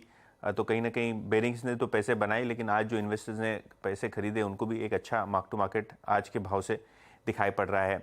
दूसरी बहुत सारी ब्लॉक डील्स आज के सत्र में हुई, जैसे कि मन्नापुरम, लगभग 10% इक्विटी यहाँ भी आपको चेंज होती हुई दिखाई पड़ी। और बड़ी ब्लॉक डील आपको 140 रुपये के आसपास इस पर्टिकुलर स्टॉक में आती हुई दिखाई पड़ी। 1400 करोड़ की वैल्यू की ये ट्रांजैक्शन, और प्राइवेट इक्विटी फंड ने यहाँ एग्जिट लिया, ऐसा जानकारी हमको मिल रहा है। तो कहीं ना कहीं मन्नापुरम भी ये स्टॉक अच्छे से बाउंस हो रहा है वो डील के बाद। हालांकि अभी भी थोड़ा बहुत स्टॉक प्रेशर में है, लेकिन 140 के लेवल से 144 तक ये इंट्राडे में चला गया था। अभी भी 142 रुपये के आसपास ये स्टॉक ट्रेड कर रहा है। ऑब्वियसली मन्नापुरम और कोफोर्ज के अलावा जो लार्ज डील जो आज के सत्र में हुई वो बहुत सारे स्टॉक्स में आपको होती हुई दिखाई पड़ी। सफायर में भी एक ब्लॉक डील हुई, मैक्स फाइनेंशियल में एक प्री ओपन में ब्लॉक डील हुई, यहाँ 3.5% के आसपास का हिस्सा बिका 1000 करोड़ रुपए के अंदर। और हमको ये बताया जा रहा है सूत्रों के हिसाब से कि प्रमोटर्स अनिलजीत सिंह ने यहाँ अपनी हिस्सेदारी बेची है और 2-3 नामी गिरामी म्यूचुअल फंड ने यहाँ भी अपना हिस्सा खरीदा है। और ये डील के बाद स्टॉक में लगभग 4% की इंट्राडे तेजी देखने को मिल रही थी। तो आज के सत्र में भी अगर आप देखें तो 10-12 हज़ार करोड़ तक की ब्लॉक डील्स हुई हैं और बाजार अच्छे से ये प्राइस पे अब्जॉर्ब करता हुआ दिखाई पड़ रहा है, इतनी बड़ी पेपर सप्लाई। हाथों हाथ लिया गया इन सभी ब्लॉक डील्स को, काफी ज्यादा एक्शन बनता दिखाई दिया। शुक्रिया यतिन इस अपडेट के लिए। हम कोफोर्ज का जिक्र कर रहे थे और कोफोर्ज में जो बेरिंग ने अपनी पूरी हिस्सेदारी ऑफलोड की है। ध्यान रहे कि 2019 में दरअसल कंपनी में बेरिंग ने 1394 रुपए के भाव पर निवेश किया था। आज करीब 4700 रुपए के भाव पर इन्होंने एग्जिट लिया है, तो आप सोच सकते हैं कि इनकी कितनी बड़ी कमाई होती हुई दिखाई दी। और हमारे सहयोगी चैनल CNBC TV 18 से बातचीत करते हुए बेरिंग प्राइवेट इक्विटी एशिया के जॉन सलाता और कोहेड इंडिया हरि गोपाल कृष्णन ने भी कहा है कि डिमांड काफी तगड़ी थी और ये पर्टिकुलर बिजनेस 4 साल में डबल हो चुका है। On Coforge, it's the business that's doubled in size since we first invested in the company 4 years ago. Doubled in revenue, doubled in profits, and so it's accomplished much of what we set out to do. But the future of the business is also extremely bright. First of all, Sudhir Singh, who's the CEO of Coforge, is an excellent manager who's executed impeccably over the last several years. In fact, since we bought into the business, he was the CEO at the time that we invested and has continued to run the business and grow the business. He's done an extraordinary job, and I think he's very credible with investors. we think that the valuation is fair, and our aim is that the business continues to grow well. As John mentioned, the business has already doubled in size and is well positioned for the next phase of growth. So we would say it was a good outcome for all parties. Business double हुआ है पिछले 4 सालों में, लेकिन अब next phase of growth में उतरता हुआ दिखाई देगा। भले ही बेरिंग पी यहां से निकल गया हो, लेकिन कई दूसरे दिग्गज निवेशक दरअसल इस कंपनी के साथ जुड़ते हुए दिखाई देंगे। ध्यान रहे, जेफरीज ने इनफैक्ट आज के इस पूरे डेवलपमेंट पर कंपनी का टारगेट जो पहले 4,550 का था वो बढ़ाकर 6,250 किया। इनफैक्ट जॉन सलाता ने एक और चीज मेंशन की थी कि एआई एक बड़ा ट्रिगर पॉइंट रहेगा कोफोर्ज के लिए, और कुछ देर पहले मैं पढ़ रही थी कि कोफोर्ज ने इनफैक्ट एक स्वीट ऑफ सर्विसेज दरअसल एआई के फ्रंट पर लॉन्च भी की है और वो बिजनेस को ड्राइव करता हुआ दिखाई देगा। रचना, प्योर टेक्निकल्स के आधार पर अब आज तो बड़ा ब्लॉक था, डिमांड 3 गुना से ज्यादा थी, तो स्टॉक में वो रिएक्शन आया है, लेकिन इस तरह की तेजी, इस तरह के मूड के बाद अब चार्ट पर क्या इंडिकेशन आ रहा है, किस तरह के लेवल्स आप नोटिस कर रही हैं, आ सकते हैं? जी, चार्ट पर ये काउंटर अच्छा लग रहा है और यहाँ पे ये फॉलो थ्रू मिल सकता है। और आज जो अपमूव देखा है हमने, उसने एक बहुत ही इंपॉर्टेंट ट्रेंड लाइन पे सपोर्ट लेके आज का प्राइस एक्शन दिखाया है। सो एक बहुत ही क्रूशियल सपोर्ट बन जाता है आज का जो मॉर्निंग लो है वो, और ऊपर वाली साइड पे ये काउंटर जो है बहुत ही जल्दी हमें 5820 एंड उसके ऊपर भी ओवर अ मीडियम टर्म जाता हुआ नजर आ सकता है। अगर शॉर्टर टर्म प्लेयर पोजिशनली देखना चाहते हैं तो 5500 टू 5550 का टारगेट भी रख सकते हैं। ओके, कोफोर्ज, एक डेडिकेटेड डिस्कशन स्टॉक पे हुआ, एक सब्सटेंशियल गेन और अब करीब करीब 9% ऊपर कोफोर्ज। प्रशांत हमारे साथ जुड़ चुके हैं इस कार्यक्रम में। प्रशांत, गुड आफ्टरनून। प्रशांत, आपका कन्विक्शन ट्रेड और क्या चीज कर रहे हैं आप? शॉर्ट का कोई ट्रेड है या लॉन्ग का? जी वीरू जी, गुड आफ्टरनून। एक लॉन्ग ट्रेड में देख रहा हूँ, वो है यूनाइटेड स्पिरिट्स, करीबन 1020 के ऊपर स्पॉट ट्रेड कर रहा है। जो स्टॉप लॉस मेरा होगा वो होगा 1005 मैं पोजिशनली इसको 1050 तक जाते हुए देख रहा हूँ। 1050 उसके ऊपर सस्टेन करे तो हमें कंफर्टेबली 1065 के लेवल भी एज अ टारगेट टू दिख सकते हैं। स्पिरिट्स 1022 पे ट्रेड करता हुआ। चलिए अब लिखा है बैंक निफ्टी। बैंक निफ्टी 44,500 पे। अनुज, ये वो ग्राउंड है जो इसने कल रीगेन किया था, मतलब अच्छी मशक्कत के बाद आपने 44,500 के कॉलाइटर को इजेक्ट कराया और सुबह भी एग्जिट कराया। क्या उसके सरेंडर की पॉसिबिलिटी लग रही है? और ये सरेंडर, आई मीन हम कल 44,200 को काफ़ी रिस्पेक्ट दे रहे थे, लेकिन आज पुट राइटर्स एक्सपायरी वाले यहाँ पे खड़े थे। अगर ये सरेंडर होता है या फिर ये भी क्लोजिंग हायर लेवल से करीब करीब 500 पॉइंट के रिट्रेसमेंट के साथ, कैसी रहेगी और अभी की प्राइस पे टिप्पणी? देखिए, मैं इसमें एक चीज़ जोड़ रहा था। आज जो हमारी कमेंट्री थी उसमें पहला सपोर्ट 44,479 का था, जो कि क्लोज था कल का। आज हमने उस एग्जैक्टली वहीं से बाउंस बैक किया, मतलब ऑलमोस्ट फ्लैट लाइन टेरिटरी में आए और वहाँ से घूम गए 44,478। अब वो इंपॉर्टेंट है, अगर वो टूट गया तो उसके बाद मुझे लग रहा है कि शायद एक एक्सपायरी रिलेटेड सेलिंग प्रेशर आपको देखने को मिल सकता है, तो इसके लिए 44,478 का डिफेंड करना ज़रूरी है।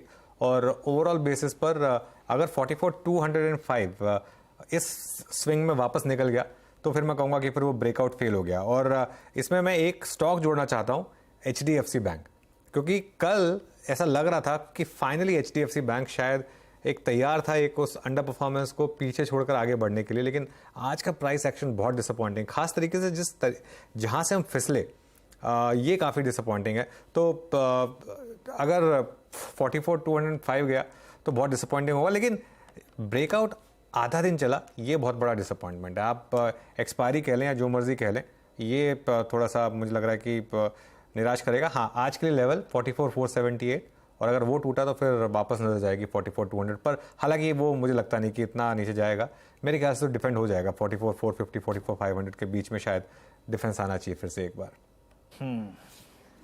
जी हाँ, लेकिन सही कहा अनुज ने, यहाँ पे HDFC ने जो प्रेशर क्रिएट किया वो थोड़ा सा हैंडल करना मुश्किल है। निफ्टी 19,400 पे टिक बाय टिक चार्ट लेके आई है इस वक्त डेढ़ ऊपर है और एक सिंगल टिक में, मतलब इनफैक्ट 3 टिक्स में लगभग 30 पॉइंट सरेंडर किए हैं निफ्टी ने अभी। और जब हम इस मतलब 1.5 से लेकर लगभग आप समझ लीजिएगा कि 2:43 के बीच का जो स्विंग लो था वो वॉलेट हुआ है अभी।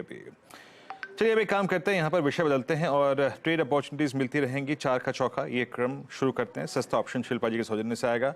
शिल्पा जी बताइए क्या पिक कर रही हैं आप सस्ता ऑप्शन में? यहाँ पे बजट एंड में भी अच्छी खासी तेजी है, मुझे लगता है ऑन इमीडिएट बेसिस आपको 730 740 लेवल्स देखते हुए मिलेंगे। तो यहाँ पे 710 का जो कॉल ऑप्शन है रफली 10 रुपए के अराउंड अभी ट्रेड कर रहा है, आप इसमें पार्टिसिपेट कीजिए। स्टॉप लॉस 5 रुपए का है लगाना है और targets of 17 and 21। Berger paints, ये हो गई शिल्पा जी की ट्रेड। एफएनओ सुपरस्टार के लिए प्रशांत के पास चलते हैं। प्रशांत जी आपकी ट्रेड। जी अनुज जी गुड आफ्टरनून। यहाँ पे M&M फाइनेंस एक ब्रेकआउट ट्रेंड कर रहा हूँ मैं। तीनों दिन वॉल्यूम बढ़ते जा रहे हैं और 300 के ऊपर स्पॉट कंफर्टेबली सस्टेन कर रहा है। तो जो मेरा स्टॉप लॉस होगा वो होगा 295 295 का। जो टारगेट मैं देख रहा हूँ वो होगा 318 318 तक मैं इसको कंफर्टेबली जाते हुए देख। ओके, M&M फाइनेंशियल में एक अपॉर्चुनिटी 318 की तरफ बढ़ने की पूरी क्षमता रखता है और ये स्टॉक भी मोमेंटम में रहा है इनफैक्ट इस हफ्ते की शुरुआत से ही। रचना, चार्ट का चमत्कार। जी, मेरी तरफ से शॉर्ट आइडिया रहेगा and that will be in the futures of JSW steel. JSW steel के फ्यूचर्स जो है डेली चार्ट पे बहुत इंपॉर्टेंट रेजिस्टेंस से वापस मुड़े हैं आज, और बाकी मेटल ओवरऑल सेक्टर में भी देखें तो कुछ खास अच्छा प्रदर्शन आज के दिन में नहीं रहा है। तो यहाँ पे मुझे डाउनसाइड फॉलो थ्रू की उम्मीद है जब तक ये काउंटर 798 के नीचे रहेगा फ्यूचर्स के हिसाब से। तो यहाँ पे पहला टारगेट 784 और मल्टी डेज के हिसाब से देखा जाए तो 775 का लेवल भी हमें देख सकता है। Okay, sell JSW steel. एक बार डायरेक्टर साहब जो ये इस कार्यक्रम की कुछ चुनिंदा सेल कॉल्स में से ये शामिल है। JSW का स्ट्रक्चर देखते हैं। It's 789 on the screen. Yes, ये चार्ट क्या कर रहा है? अच्छा, अब ये ऑलमोस्ट अपने 50 डे एक्सपोनेंशियल रेंज पे ट्रेड करता हूँ। तो रचना जी यहाँ पे इसके ब्रेकडाउन की पॉसिबिलिटीज को तलाशती हुई अब चलते हैं आज के मिड कैप फंड के लिए आशीष जी के पास। आशीष जी क्या पिक कर रहे हैं आप? तो वीरेंद्र, मैं जानना चाहूंगा हमारी एक कंपनी जिसको हमने पहले भी डिस्क्लोजर दिया कि हम ओन करते हैं और बहुत समय से इसको रिकमेंड भी कर रहे हैं आपके शो पे, करीब 330-40 से बात की, सिरमा SGS टेक्नोलॉजीज की। और जैसे जैसे हम इसके डेटा पॉइंट को देख रहे हैं हमें लगता है कि जो EMS electronic manufacturing services space है वहां बहुत बढ़िया ग्रोथ आती हुई देखने को मिल रही है और उसमें सिरमा SGS हमें काफी पसंद है। पहले तो चार्ट की बात करूं तो वीकली चार्ट पर आप देखिए पिछले 5 से 6 हफ्ता से स्टॉक अपने ऑल टाइम हाई के आसपास कंटिन्यूसली कंसोलिडेट कर रहा है और नया बेस स्टॉक ने करीब करीब 475 के जोन में बनाया है।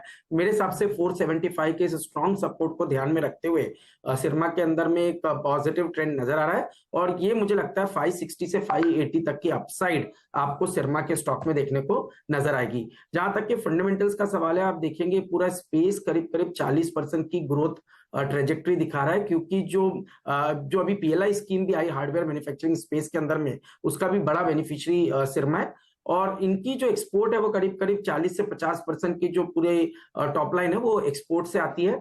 साथ ही साथ डाइवर्सिफिकेशन कस्टमर में भी बहुत ही अच्छा डाइवर्सिफिकेशन है। कोई भी सेक्टर या कोई भी जो कंपनी है उस पे 15 से 20% का से ज्यादा कंट्रीब्यूशन किसी एक पर्टिकुलर क्लाइंट से नहीं आ रहा है या एक पर्टिकुलर सेक्टर से नहीं आ रहा है। तो बहुत ही वेल डाइवर्सिफाइड है और ओरिजिनल डिजाइन मैन्युफैक्चरिंग स्पेस के अंदर में भी काम करती है, जिसकी वजह से इनका मार्जिन कहीं ना कहीं एक कॉन्ट्रैक्ट मैन्युफैक्चरर की जो मार्जिन होती है वो टिपिकली 2 से 3% की होती है, पर सिरमा की आप मार्जिन प्रोफाइलिंग देखेंगे तो करीब 7 से 8% का मार्जिन ये बनाती है, जिसकी वजह से ये बहुत ही एक हमें लगता है पीयर सेगमेंट के अंदर में एक बहुत स्ट्रॉन्ग कैंडिडेट नजर आता है। तो हमें लगता है कि इसके अंदर एक अच्छी PE रेटिंग देखने को मिलेगी, जिसके चलते 20% की अपसाइड मौजूदा स्तरों से देखने को नजर आ सकती है। ओके, चलिए चारों के चारों ट्रेड्स आपके लिए रिकैप करते हैं, फिर थोड़ा मार्केट पर आएंगे क्योंकि एकदम से कोलैप्स आया।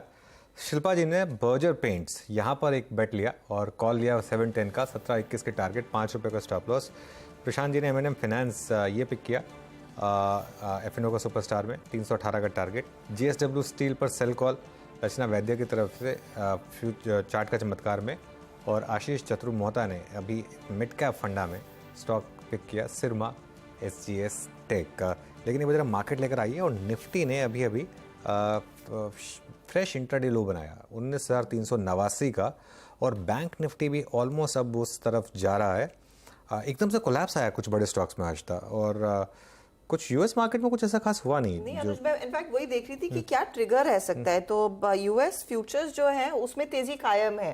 वो एनवीडिया का फ्लेवर अभी भी कायम है। नैस्डैक फ्यूचर्स नियरली 180 पॉइंट्स ऊपर है।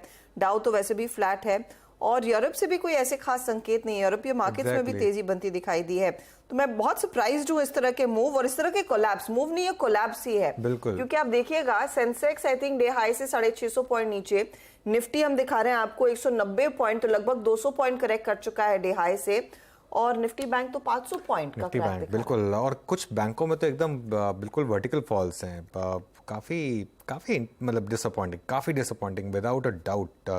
अदानी एंटरप्राइजेस का चार्ट देखिए आप एक बार जरा इंट्राडे में।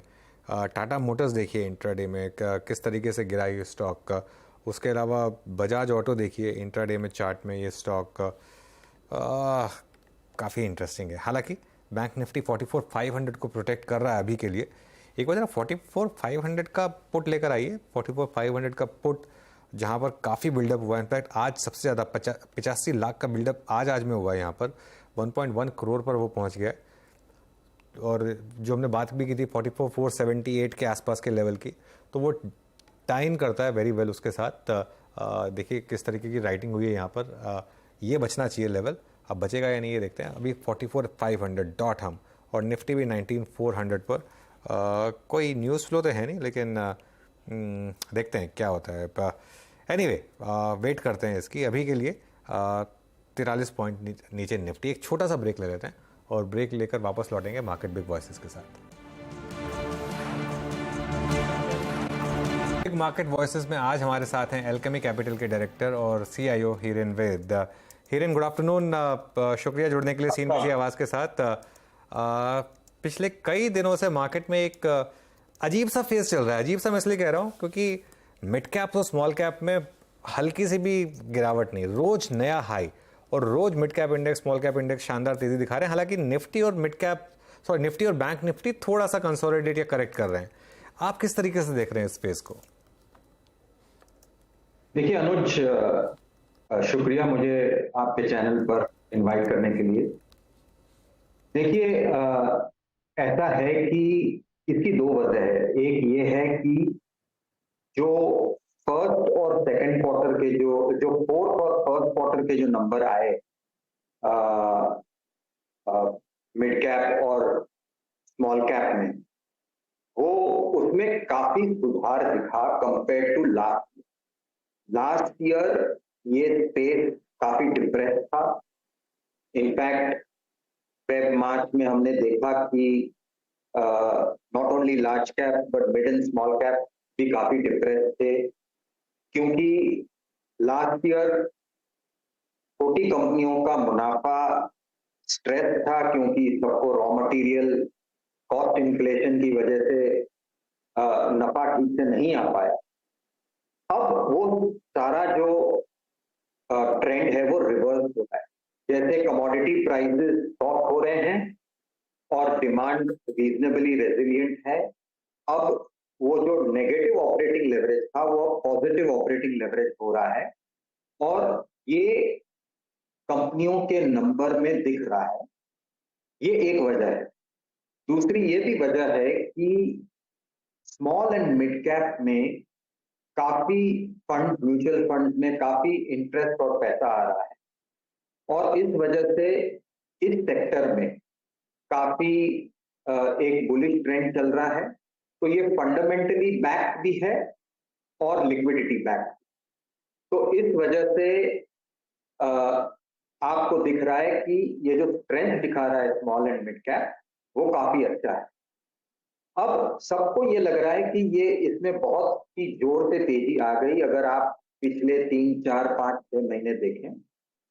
परंतु अगर आप प्रीवियस पीक देखें अक्टूबर 21 और आज का लेवल देखें स्मॉल और मिड कैप का, तो CAGR बेसिस पे ये सिर्फ 7-8% ही ऊपर है।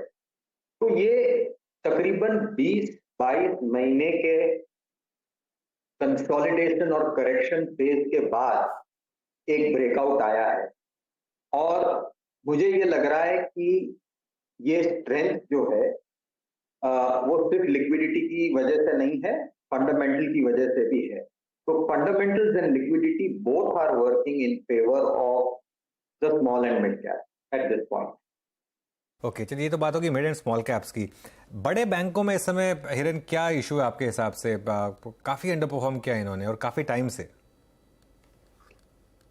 बैंकों में एक ये प्रॉब्लम है कि क्योंकि इस सेक्टर में लास्ट ईयर फंडामेंटल बेस्ट थे, क्रेडिट कॉस्ट कम था, काफी बिनाइन था, क्रेडिट ग्रोथ भी सॉलिड था, लेकिन मार्केट को ये लग रहा है कि ये जो गोल्डीलॉक्स सिनेरियो है बैंक का, वो आगे जाके रहेगा कि नहीं रहेगा।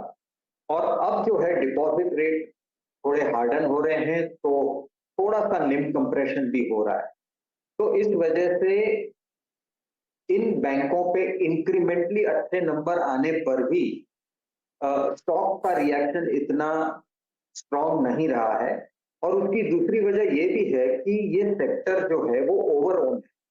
आप किसी भी म्यूचुअल फंड का पोर्टफोलियो उठा के देख लीजिए, लार्ज कैप फंड हो या मल्टी कैप या फ्लेक्सी कैप फंड हो, उसमें हर एक के पास काफी अच्छा और बड़ा एक्सपोजर ये जो बड़ी प्राइवेट बैंक्स है वहां पे है। तो मेरे हिसाब से ये कॉम्बिनेशन ये है कि इंक्रीमेंटली मार्केट को लगता है कि शायद आगे जाके क्रेडिट कॉस्ट बढ़ सकते हैं, थोड़ा सा निम कंप्रेस हो सकता है, और एक तरीके का ओवर ओनरशिप भी है इस सेक्टर में।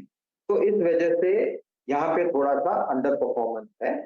बट मुझे ये लग रहा है कि बुल मार्केट में क्या होता है कि सेक्टर या मार्केट कैप एक रिवॉल्विंग तरीके से ऊपर जाते हैं। तो अगर स्मॉल मिड कैप अब ऊपर जा रहे हैं तो ऐसा भी हो सकता है कि कहीं ना कहीं वो रुक जाएंगे, थोड़े से कंसोलिडेट होंगे और फिर लार्ज कैप चल सकता है।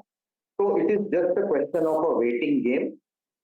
इवन इन लार्ज कैप जहाँ पे नंबर अच्छे हैं, मुनाफा अच्छा है, मुझे लगता है कि वहां पे एक कैचअप रैली आ सकती है।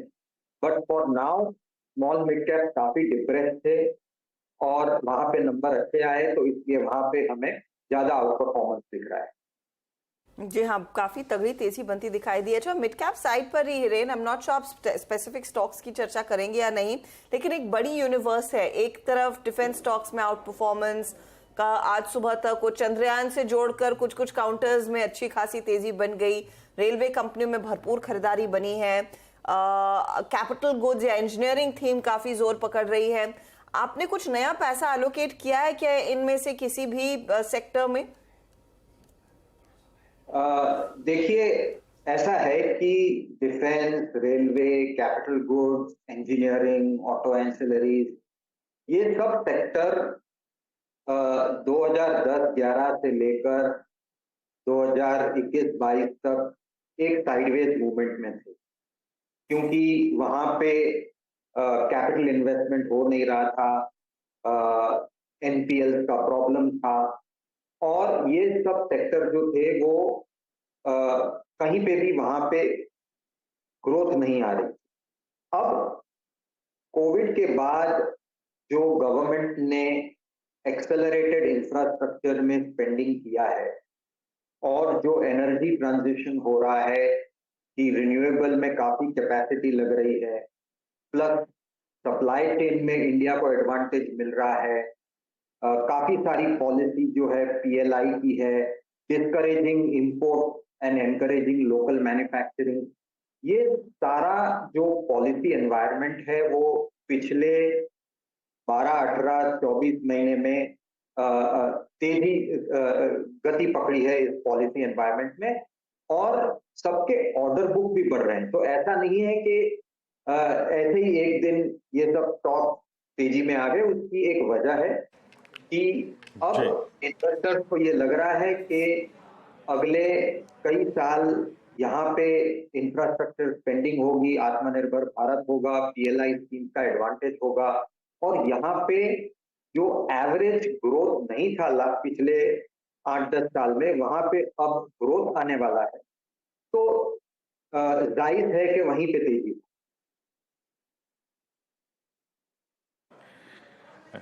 ओके हिरेन जी, अभी एक सेक्टर को जिसको आप हल्का सा छूते हुए निकल गए, उस पर मैं आपका एक व्यू चाहूँगा कंप्लीटली।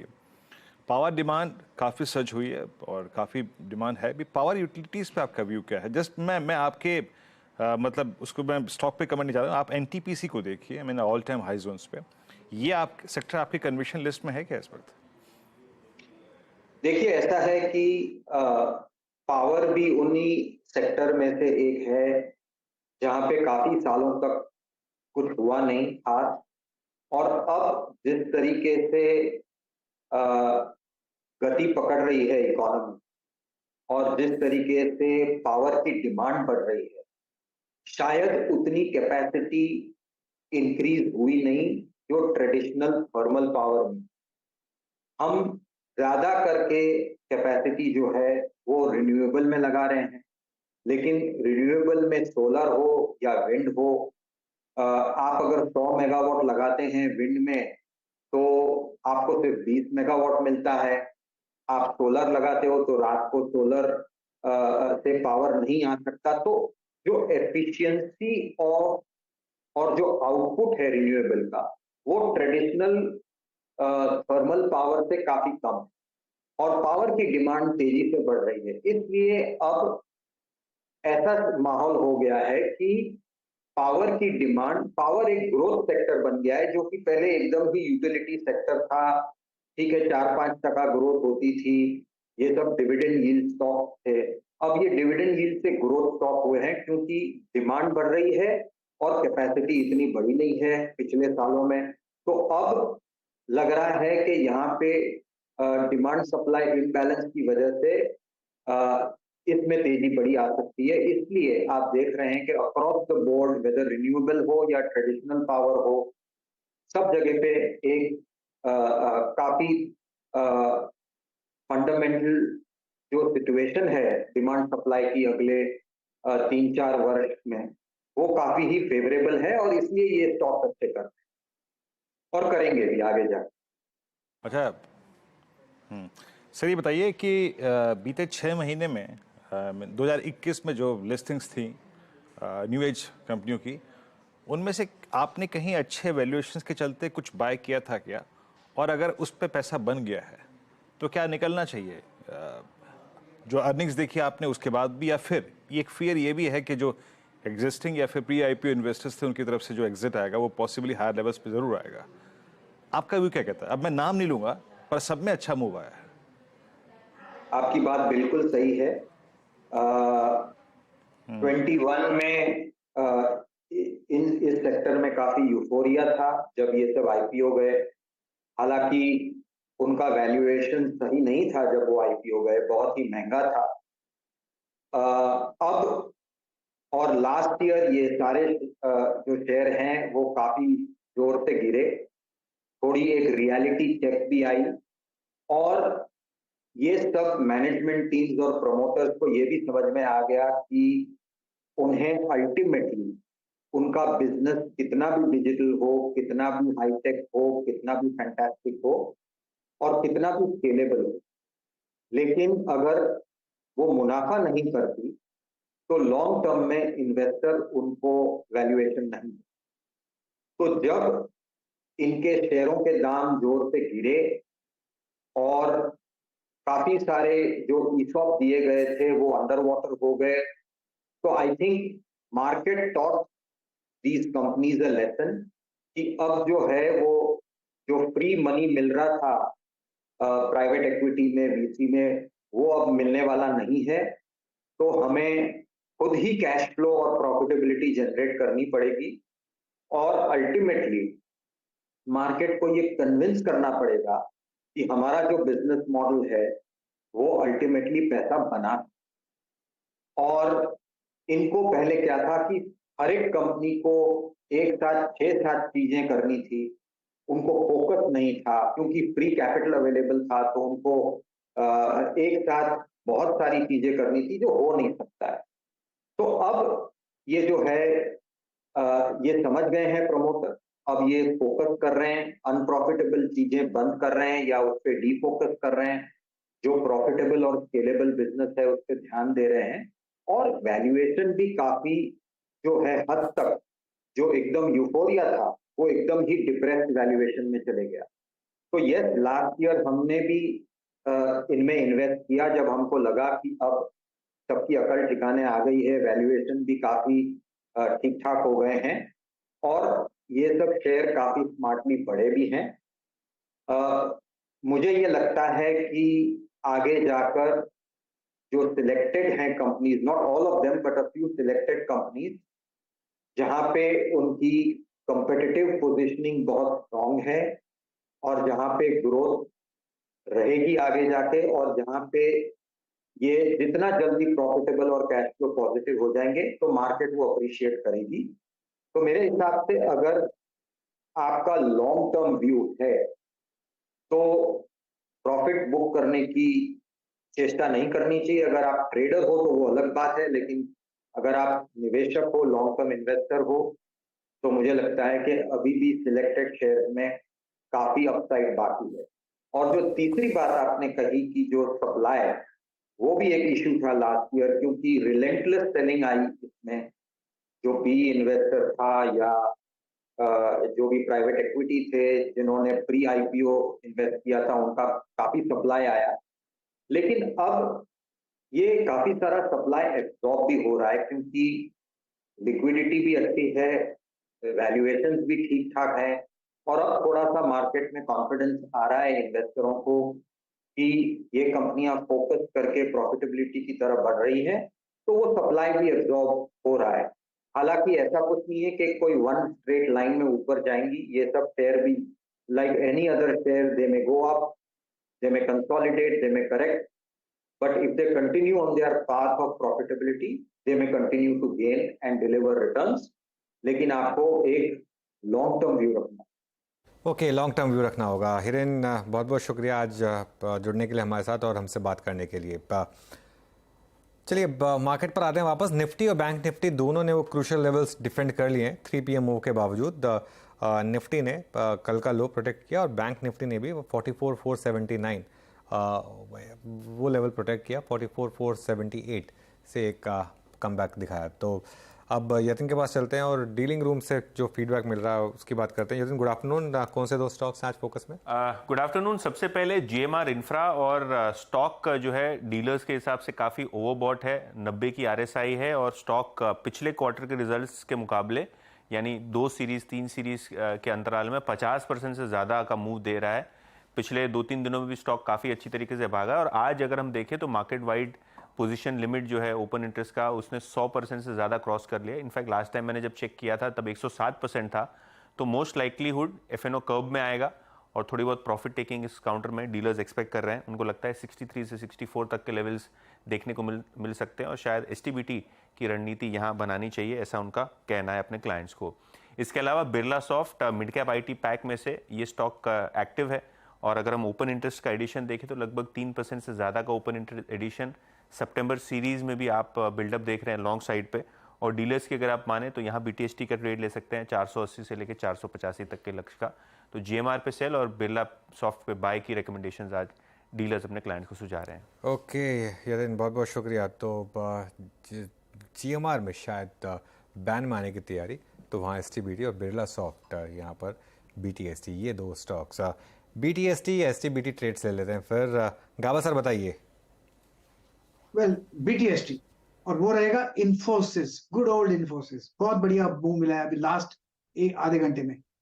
ट्रेड करा है 1425 पर इन्फोसिस। स्टॉप होना चाहिए इन्फोसिस का 1420 का, 5 में, ज्यादा नहीं। टारगेट 1450 कल तक इन्फोसिस। 1450 की तरफ बढ़ता हुआ इन्फी। हमने मिड कैप IT की खूब चर्चा की है, लेकिन अब इन्फोसिस पर भी नजरें 1% ऊपर है। रचना जी, आपका BTST या STBT? जी, मेरी तरफ से STBT रहेगा और वो रहेगा डॉक्टर रेड्डीज में। फार्मा इज अ सेक्टर हमने बहुत टाइम से बहुत अच्छा परफॉर्मेंस देखा था और आज बहुत सारे फार्मा नेम्स में वीकनेस है, इसलिए हमने डॉक्टर रेड्डी को शॉर्ट साइड पे चुना है। यहाँ पे ऊपर वाली साइड पे ये काउंटर जब तक 5945 के नीचे रहेगा फ्यूचर्स पे, तो डाउन साइड पे ये काउंटर जा सकता है 5850 पे। Okay, doctor Reddy sell. Rachna ji का पूरा मूड आज बिकवाली का है। प्रशांत, आप क्या पिक करेंगे? जी वीरू जी, AU बैंक एक अच्छे रेंज ब्रेकआउट और स्क्वीज से बाहर आता हुआ नजर आ रहा है। आज के वॉल्यूम काफी अच्छे हैं, तो 745 के ऊपर ट्रेड कर रहा है। मैं यहाँ पे बाय रेकमेंड करूंगा 735 मेरा स्टॉप लॉस होगा और करीबन 765 तक के टारगेट्स में देख रहा हूं। अमित जी, आपकी ट्रेड BTST या STBT? जी अनुज जी, मेरा एक सेल कॉल रहेगा ग्रासिम पे। ग्रासिम ने अपना एक स्विंग लो तोड़ा है 1788 पे। स्टॉक ने अपना 50 डे एक्सपोनेंशियल मूविंग एवरेज भी ब्रेक किया है। फ्यूचर्स में भी इसमें एक शॉर्ट बिल्टअप है। 1780 का प्राइस है, स्टॉप लॉस रहेगा 1795 का और टारगेट्स रहेंगे 1750 के। 1750 के लिए ग्रेसिव में भी एक शॉर्ट कॉल आता हुआ। शिल्पा, तेजी या मंदी? नहीं, मेरा भी STBT रहेगा। मेरा रहेगा AB कैपिटल में। AB कैपिटल में स्टॉप लॉस आप 189 का लगाइए इन फ्यूचर्स फॉर टारगेट्स ऑफ 176 के। AB कैपिटल में सेल कॉल, तो आज काफ़ी सेल कॉल्स आई, स्पेशली लास्ट के 1 घंटे के मूड को देखते हुए। हालांकि एक चीज़ मैं कहूँगा, ब्रॉडर मार्केट फिर भी ठीक ठाक रही। मिड कैप इंडेक्स ऑब्वियसली सुबह 39,000 तक गया, लेकिन अभी भी डिसेंट क्लोज है ब्रॉडर मार्केट का 38,808। एडवांस डिक्लाइन भी ठीक ठाक है, 1:1 का एडवांस डिक्लाइन है, तो उस हिसाब से कोई प्रॉब्लम है नहीं मार्केट में। इस क्लोज को समझते हैं, फिर कुछ देर में वीरो के पास जाएंगे FNO समरी के लिए। 50 पॉइंट्स नीचे निफ्टी में, इसमें कोई डाउट नहीं है कि आज का सेकेंड हाफ बहुत ख़राब है। किसी भी तरीके से इसको मास्क नहीं कर सकते। सेकेंड हाफ बहुत ख़राब है। जिस तरीके से निफ्टी कोलैप्स किया, ये नहीं होना चाहिए था, स्पेशली वो 20 डे मूविंग एवरेज को क्रॉस करके। हाँ, इसमें एक चीज़ मैं जोड़ देता हूँ, नॉर्मली 20 डे मूविंग एवरेज का टेस्ट, पहला टेस्ट, चाहे अपसाइड में हो चाहे डाउन साइड में, नॉर्मली डिफेंड होता है। अगर आप अप ट्रेंडिंग मार्केट में हो तो लोअर लेवल पर डिफेंड होता है, और अगर आप डाउन ट्रेंडिंग मार्केट, उसको मैं डाउन ट्रेंडिंग इसलिए कह रहा हूँ नियर टर्म में, तो नॉर्मली पहला टेस्ट डिफेंड होता है। तो वो बेयर्स ने डिफेंड किया 19,535-40 का जो लेवल था। अब बड़ी तेज़ी तभी बनेगी अगर हम हजदा दोबारा इसको क्रॉस कर पाएँ। 19,584 जो आज का हाई है, अब इसके ऊपर ही बड़ी तेज़ी बनेगी, और उससे पहले, वरना जो मुझे रिस्क लग रहा है, एक हमको जो कल रिलीफ मिला था कि फाइनली उस रेंज से हम बाहर आ रहे हैं, अब उस रिलीफ पर शायद पानी फेरने की तैयारी हो रही है। शायद वापस अगर कल हम फिर स्लिप कर गए उस रेंज में, वो 19,350 के नीचे कल फिर निकल गए अगर, तो वापस उस रेंज में फंस जाएंगे फिर। और यहाँ से 19,584 200 पॉइंट अब दूर हो गया, तो अचानक गैप बहुत बड़ा दिखने लगा है, जो हमने कल और आज में बहुत बखूबी कवर कर लिया था, लेकिन अब वो फिर से दूरी बनती हुई साफ दिखाई दी है। वीरू, अब सिचुएशन क्या है? क्योंकि निफ्टी बैंक देखिए नेगेटिव टेरिटरी में आ चुका है, और दिक्कत ये है कि अब तक निफ्टी बैंक जब भी कोलैप्स कर रहे थे, मिड कैप्स जस्ट के तस थे, लेकिन अगर आज जिस समय अनुज मिड कैप इंडेक्स देखिए, अब सिर्फ 90 अंक ही ऊपर रह गया है, तो यहाँ पर भी हम देख रहे हैं गहरी ऊपरी लेवल से मुनाफा वसूली होती हुई दिखाई दी है। हाँ, मिड कैप में भी है प्रॉफिट टेकिंग, लेकिन मिड कैप अभी भी स्ट्रांग है हजदा। मिड कैप में प्रॉब्लम नहीं है। बस मिड कैप में एक चीज़ मैं जोड़ूंगा, बैन का जो मामला है ना, वो मेरे ख्याल से बहुत ज़्यादा होता जा रहा है। मेरे ख्याल से आज फिर, और ये जैसे GMR बैन में आने वाला है, और ये और भी मतलब बैन में एक आध स्टॉक आने की तैयारी है, तो वो थोड़ा सा एक इशू क्रिएट कर सकता है। लेकिन ओवरऑल मिड कैप में अभी भी स्ट्रेंथ है, इसमें कोई प्रॉब्लम नहीं है मिड कैप में। तो मिड कैप इंडेक्स हालांकि आज डे हाई से काफ़ी हल्का ज़रूर हुआ है, वहाँ पर होप है। चलिए अब वीरू के पास चलते हैं, और वीरू आपको बताएंगे कि फिर FNO सेटअप के लिहाज से ये क्लोज को कैसे पढ़ना चाहिए। आज एक्सपायरी का थोड़ा सा इम्पैक्ट आ सकता है, सब जिस तरह से पोजीशंस अनवाइंड हुई हैं, लेकिन वीरू कई सारे स्टॉक्स हैं जहां पर हमने देखा फिर से मंदी के सौदे लोग कैरी कर रहे हैं। जी हर्षा, दो क्रिटिकल स्टॉक्स पर इंडेक्स में, HDFC बैंक है डेरो। तो जो हमें कंफर्ट, कल बैंक निफ्टी जो चल रहा था उसके पीछे एक HDFC बैंक था कि दैट एटलीस्ट एक ऐसी होप लग रही थी कि शायद हमें एक वीकली क्लोज, मतलब कल फ्राइडे को मिल जाए 50 वीक एक्सपोनेंशियल मूविंग एवरेज के ऊपर। वो थोड़ा सा मुश्किल लग रहा है एज ऑफ नाउ।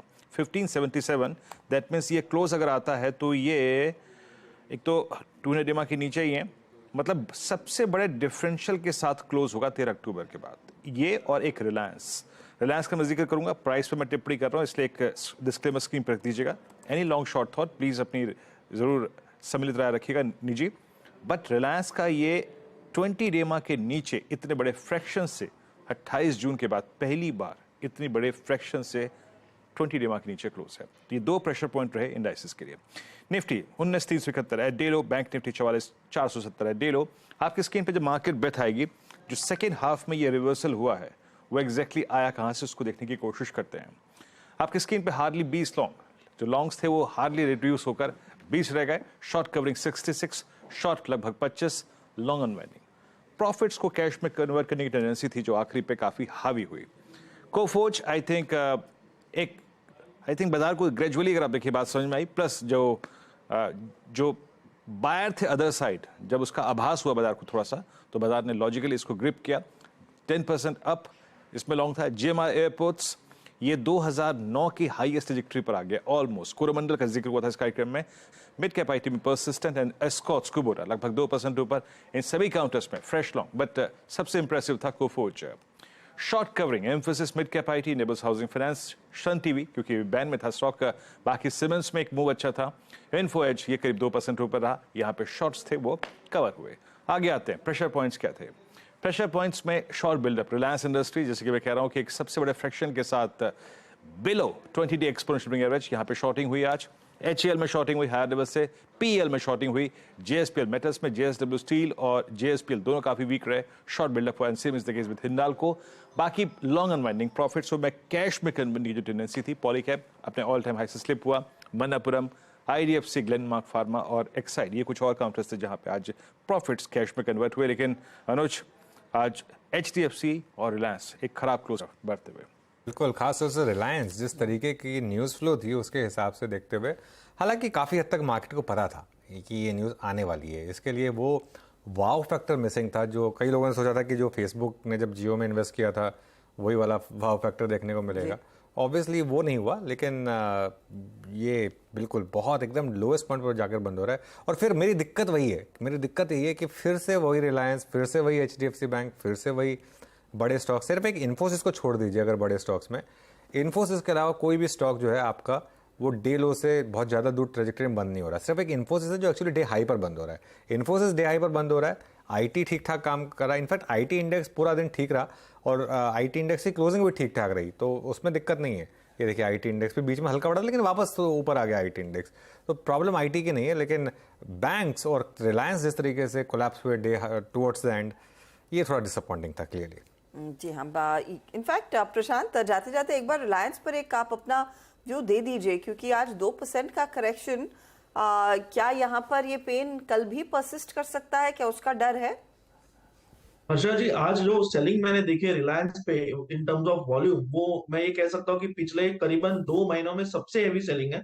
और मुझे लग रहा है कि यहाँ पे काफी ज्यादा वीकनेस परसिस्ट कर सकती है। इनफैक्ट अगर हम आज के लो के नीचे कल ट्रेड करें, फ्यूचर्स में जो देख रहा हूँ मैं 2480 के नीचे, तो मुझे लग रहा है हम शायद 2440, 2435 तक भी जा सकते हैं। बहुत ही ज्यादा वीकनेस और वॉल्यूम बैक वीकनेस है। ये मैं ऑर्डर फ्लो जो टूल यूज करता हूँ वहां पे मैंने वॉल्यूम देखा हुआ है, एक्सट्रीमली हाई सेलिंग, और ऐसी सेलिंग बहुत दिनों बाद मैंने रिलायंस में देखी।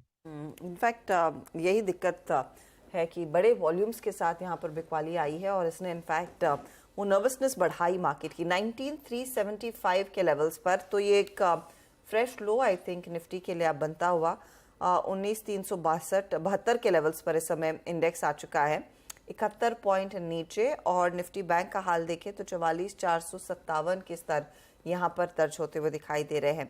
प्रेशर तो क्लियरली माउंट हुआ है।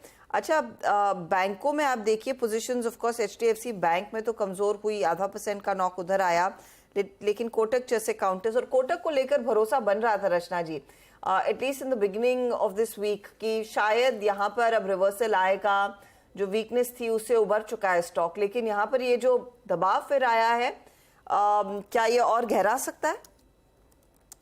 जी, आज की प्राइस एक्शन बहुत सारे स्टॉक में इंक्लूडिंग कोटक, अगर आप देखें तो ऊपर वाली साइड पे सबने रिजेक्शन दिया है प्राइसेस का, और वो हमें यहाँ पे कोटक में भी दिखाई दे रहा है। Nevertheless in case of Kotak 1770 के आसपास एक इंपॉर्टेंट सपोर्ट बनता है फ्यूचर्स पे, तो जब ये 1770 को अप्रोच करेगा तब एक चांसेस रहेंगे बाउंस बैक के।